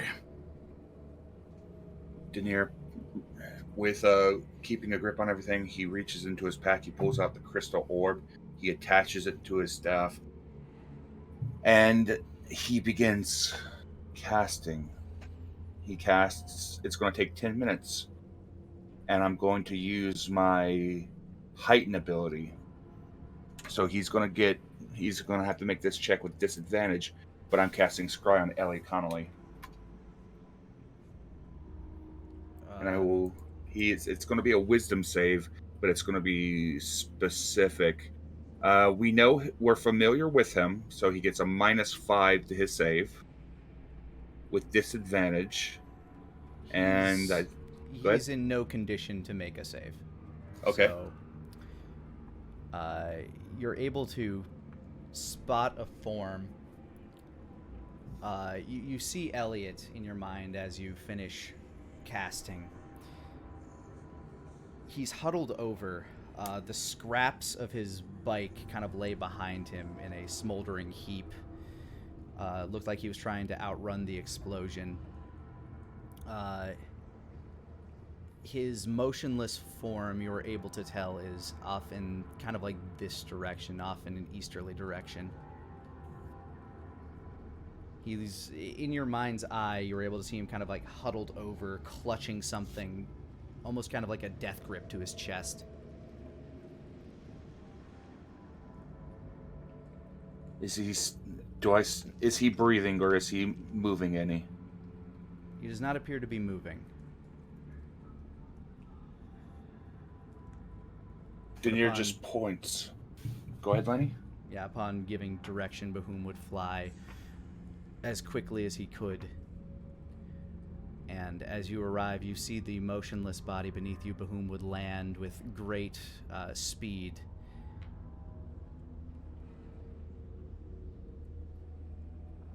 I'm just booking it. As you Nara casts approach haste on him. As you make your approach at preternatural speeds, the only motion you see is the cape of the mountebank kind of fluttering in the breeze. Elliot! Elliot! I lean down and I turn him over. I'm gonna try and look at him to see if he's got any signs of life at all. I'm gonna immediately use my healing hands on him. As you approach him, you flip him over. His body, his skin seems to be like peeling and burned. His lips kind of have like this blackish burn to them. Clutched at his chest is the head of Jimothy Blackwort.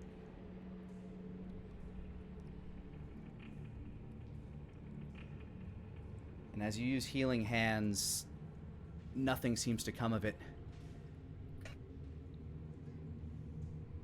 I cast Revivify on him.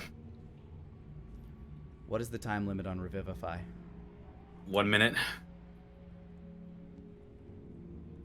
No effect.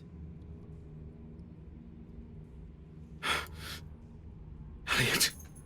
Elliot, come on, please. No, no, no, no.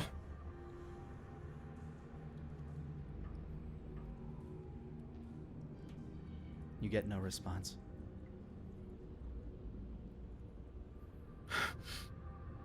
No. No, not like this. You don't get to leave your family behind, you hear me? I'm going to use some of my holy power. I want to try and bring him back. As you reach to surpass your limits, to push beyond everything you have, I want you to give me a charisma check.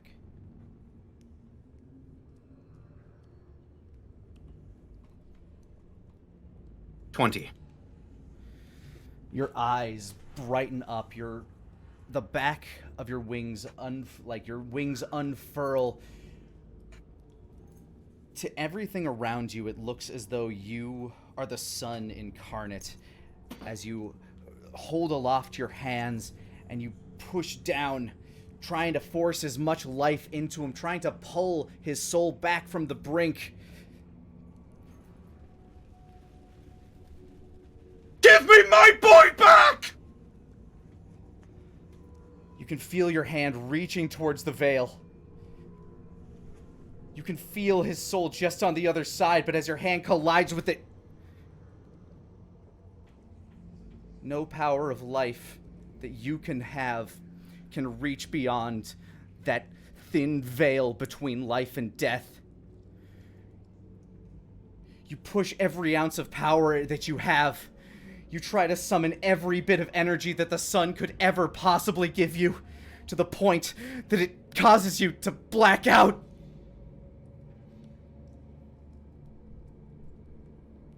Can Nara help?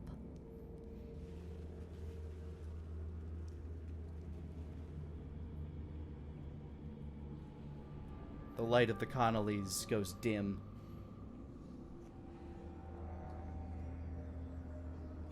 As far as you're aware, there's only one being in known existence that can reach beyond the veil of death.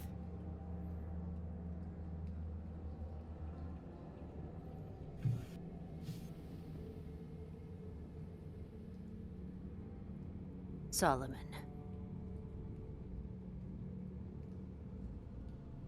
Daenerys glances Gee. over towards Nara. One last task. We'll see how I feel. Meanwhile, Bahum is rushing over to Wolfgang and Elliot. Wolfgang, who is blacked out from this surge of power that he let loose. What you do find that has been given life once more is the animated head of Jimothy Blackwort. The eyes kind of roll around. What has happened? Boom.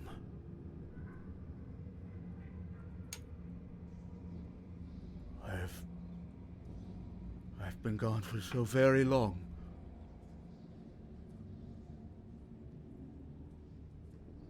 Bahum reaches his claw down and scoops up the two and takes off at breakneck speeds back to where you left, taking into a dive as he goes over the crest of the maw.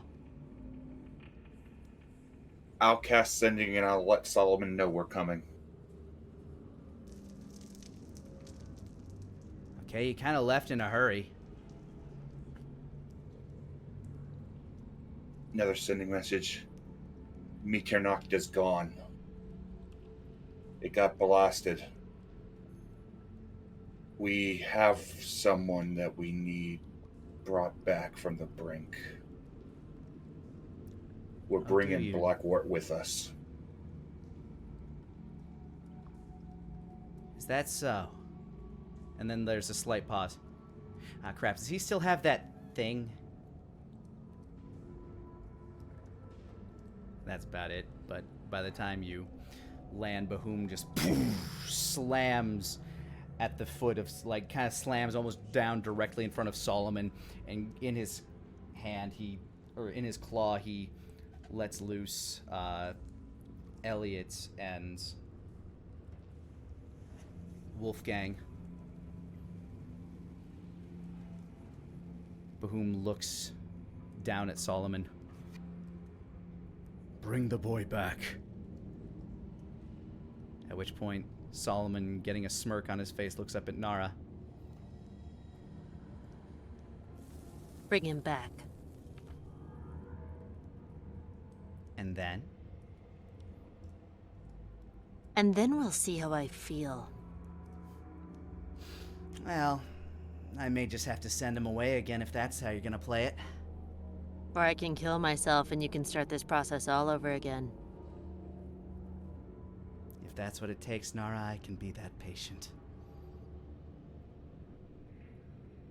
But if you'd rather be petty, that's fine. You are, after all, my daughter, aren't you? Don't call me that.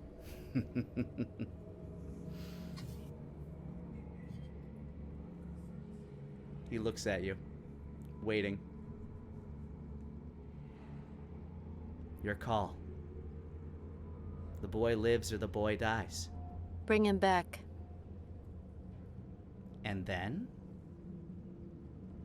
And then you can die.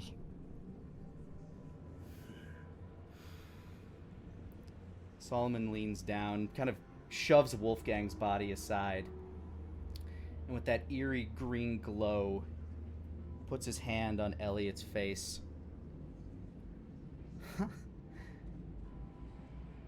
There's a scratch on the veil. And then he looks at Wolfgang. But you couldn't quite get through, could you? Wolfgang just has what's left of Elliot's shirt in a death grip in his fist. And with a burst of blinding white energy, Nara, I need you to make a Constitution save, actually, for this. Shit. 23. You're able to kind of shield your eyes to stop from being blinded. This blinding light that protrudes, shoots high up into the sky like a beacon. And as it fades, Solomon kind of shakes out his hand, which slowly begins to cloak over once again with the black mist of death. Elliot's eyes shoot open.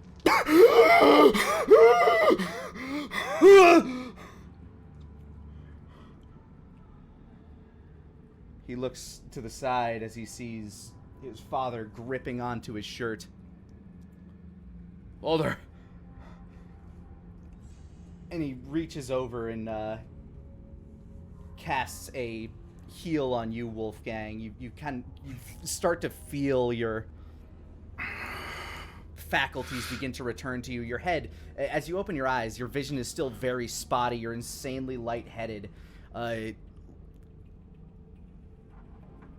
the very, core of you, like, burns with this energy that you tried to pull forth. Your body is, like, in absolute agony. Like, your body feels like it was being torn apart from the inside by this fire. Elliot. Elliot. Father. My boy. My baby boy. I saw Mother.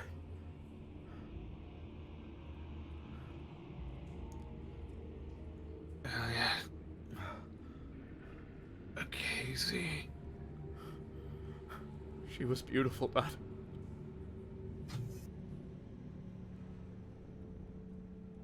And he just bends down and hugs you.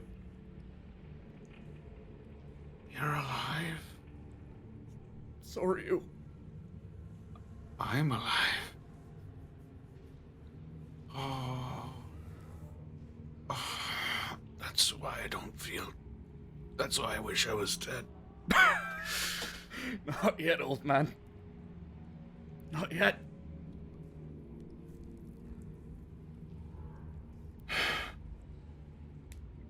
Don't you ever scare me like that again. We'll put a pin in that for now, says Solomon as he looks expectantly at Nara.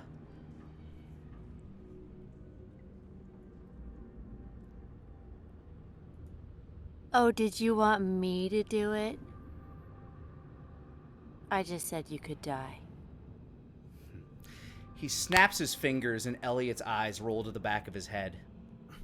You petty fuck. Put him back. Jesus. Elliot lays cold in your hands again. Fucking. Elliot? Solomon, put him back in the body. I'm tired of being toyed with, Nara! Elliot? Put him back, and I'll kill you.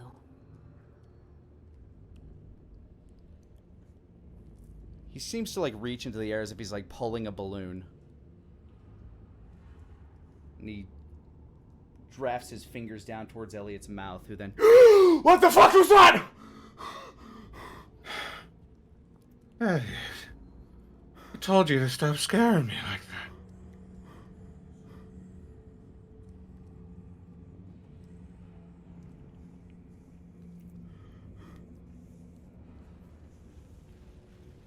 I did. He looks up at Solomon. Fuck you! Yeah, whatever. And he begins walking towards Nara.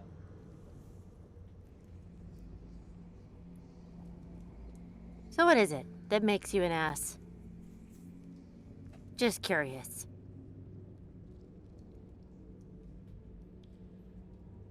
Pretty sure that's for you to answer, Nara. I'm not an ass to myself. Well, I know that one for sure. Mm-hmm. What's this sad puppy thing you're doing now? Sad puppy thing. Yes. I've known you for over 100 years. You're an ass, but I know you. Mm-hmm.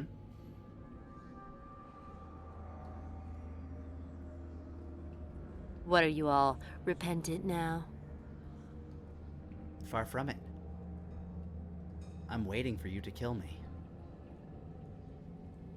I've lived the way I've lived by my choice. Make of that what you will. But I don't need to explain shit to you. I gave you life. Now do with it what you will. But finish mine.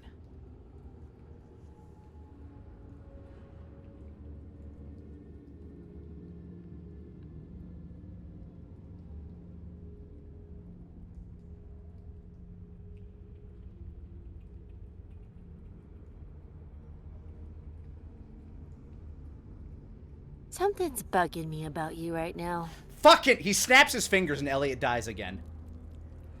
Jesus Christ. You can't hold a single conversation without ripping a soul out of someone, can you? Once again, Elliot lays cold on the ground. Do we have a deal or not? Because Yes, if not, I'll am I leave not him. allowed to say anything to you? Before I kill you? Before I kill someone else again? Nora! We have another one in the past. Get your answers from that one and give me my boy back!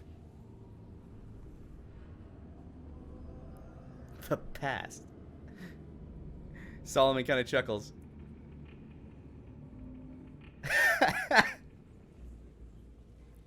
What? Oh. The Sunblood's right. Get your answers from me back then, why don't you? And he snaps his fingers, and Elliot. Ah! Fucking stop!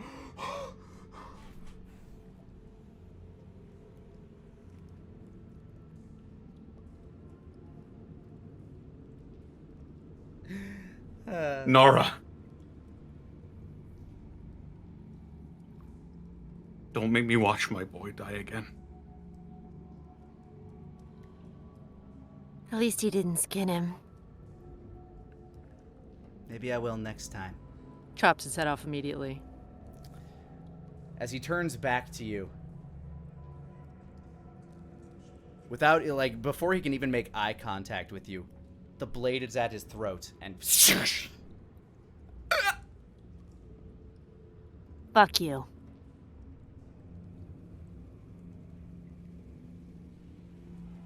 his mouth twists into a grin. She punches it off his neck. It rolls back on the ground, back to the foot of you, Wolfgang. And he looks up at you.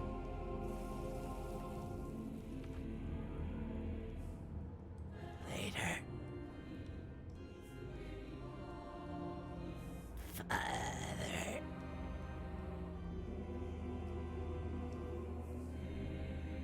His eyes begin to glow a bright white. And then all of the light from his bones, from his eyes, from his mouth, begins to fade. Nara, as you hold the death's embrace, it begins to shake and crackle.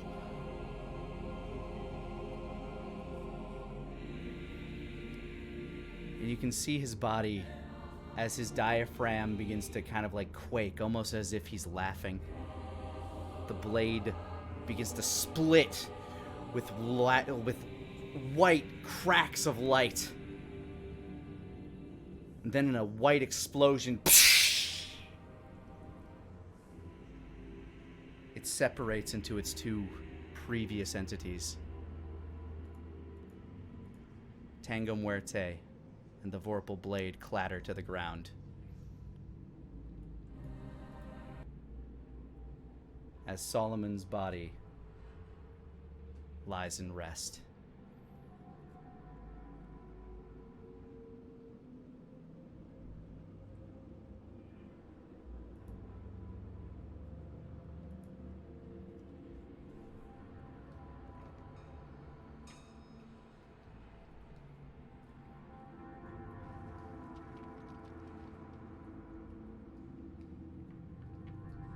The guide wanders over to Solomon's body.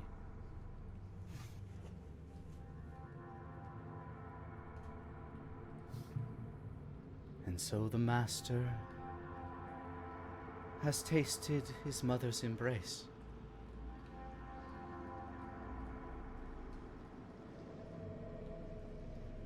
One of the drow just kind of raises his hands. So what do we do now? We grow old, and we die. The drow that raised his hands looks around. I don't think he should be the one to lead us. One of the other drow kind of pipes up. I have an in with the Spider Queen. And then several of the other drow that are around. Oh, I like spiders. And several of them just kind of like wander off that way.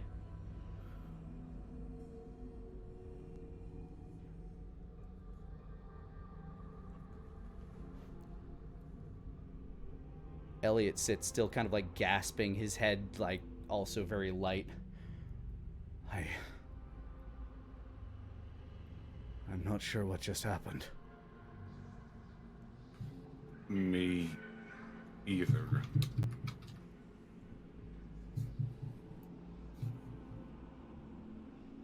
Sort of slowly looks down towards the head of Jimothy Blackwart. Hello?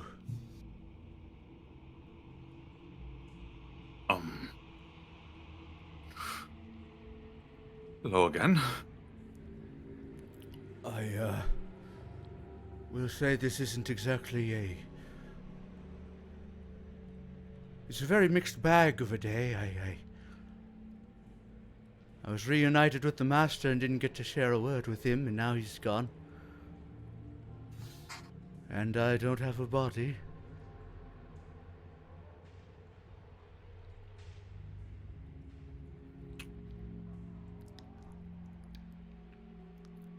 I sort of does Solomon's did Solomon leave like a corpse? His body is I mean, yes, there is what appears to be a lump of physical shadow slowly congealing as the bones within him, the bones that were his life, are no longer there to give it form. Can I take a sample of the liquid shadow? You can try. What would this be?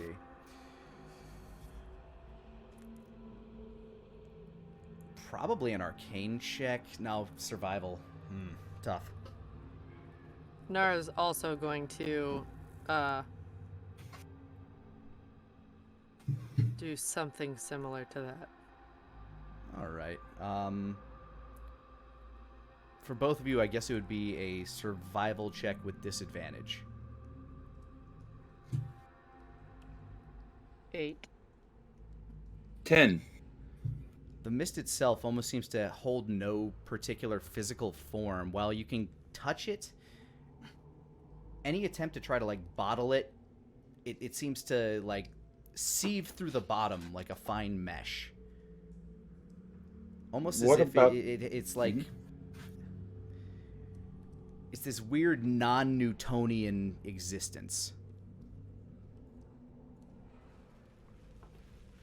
What about his bones? Those faded. They disappeared because they were the source of his life. The only thing that tied him to this plane.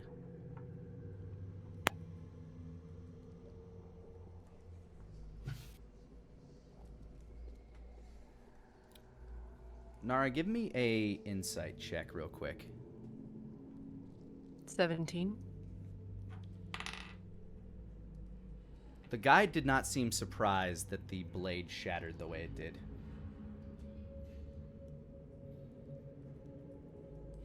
So you knew that was gonna happen. I didn't know, but based on what you said, I'm not entirely surprised. Death's embrace is given to those that would willingly deliver her gift to those they love. And while it certainly would have recognized the sacrifice that you made, in your heart, he isn't truly gone, is he? What? Asmo? Yes, the serpent.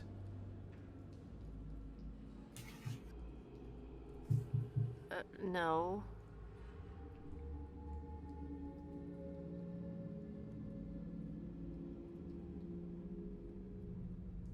Ah. Yes.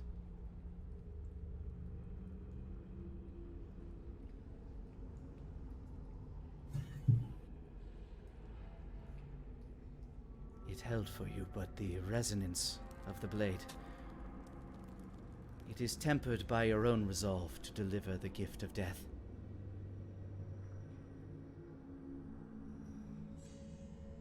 To do so wantonly and without true understanding of the gift would make the blade fragile.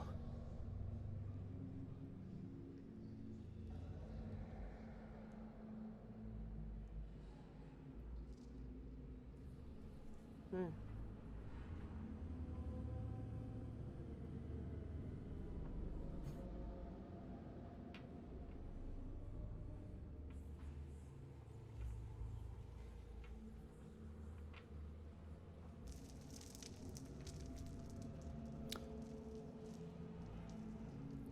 Bahum crawls over to the now alive and breathing Connolly's.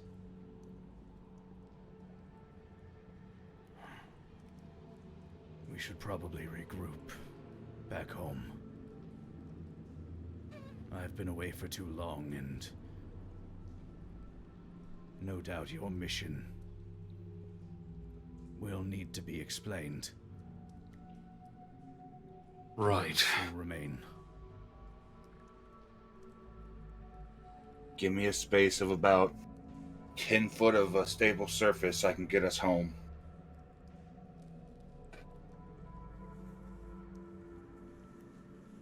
Lenny, curious, over my days of searching the dreamscape, did I find any hint of Lush, Pip, or Tom?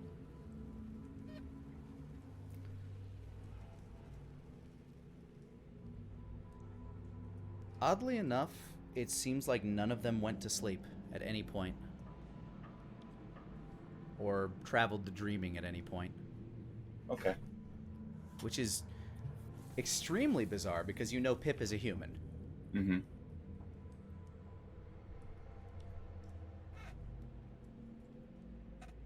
I spent days looking for Tom, Lush, Pip. None of them went to sleep. None of them traveled to dreaming at all.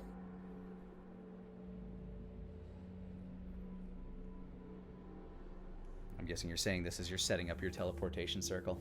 Absolutely. Once I find a location, I'm going to pull out the chalk and I'm going to cast Sending to Abby and let her know that we're incoming. And I'm bringing Bahum with me.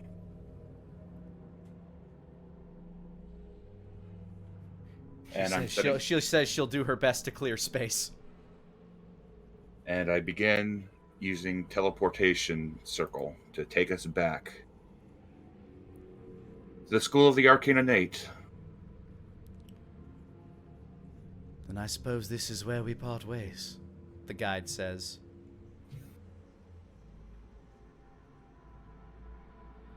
As he hands you, Nara, the shattered remains of the two blades.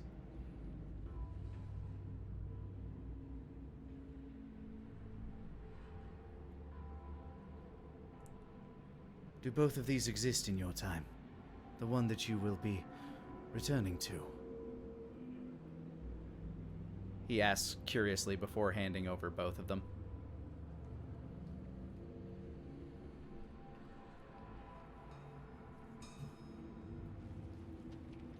Yeah.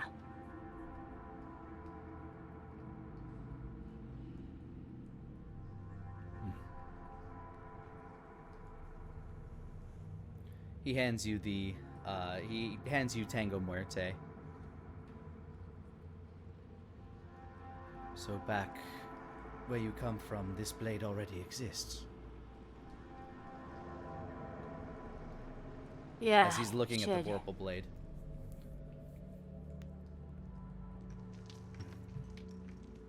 Well, I'd be remiss not to hand it to you. Even if it means depriving this time of it. Yeah, you would.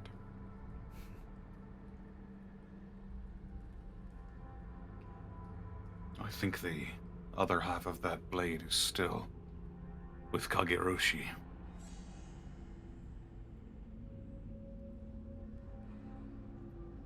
Kageroshi. He looks back to you, Nara. Is that the name your father chose? Anything about my family is not information for you.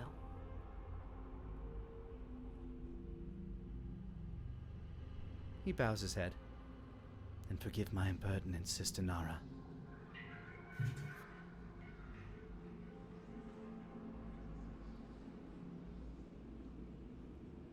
I have no desire to hinder. I am, after all, but a guide.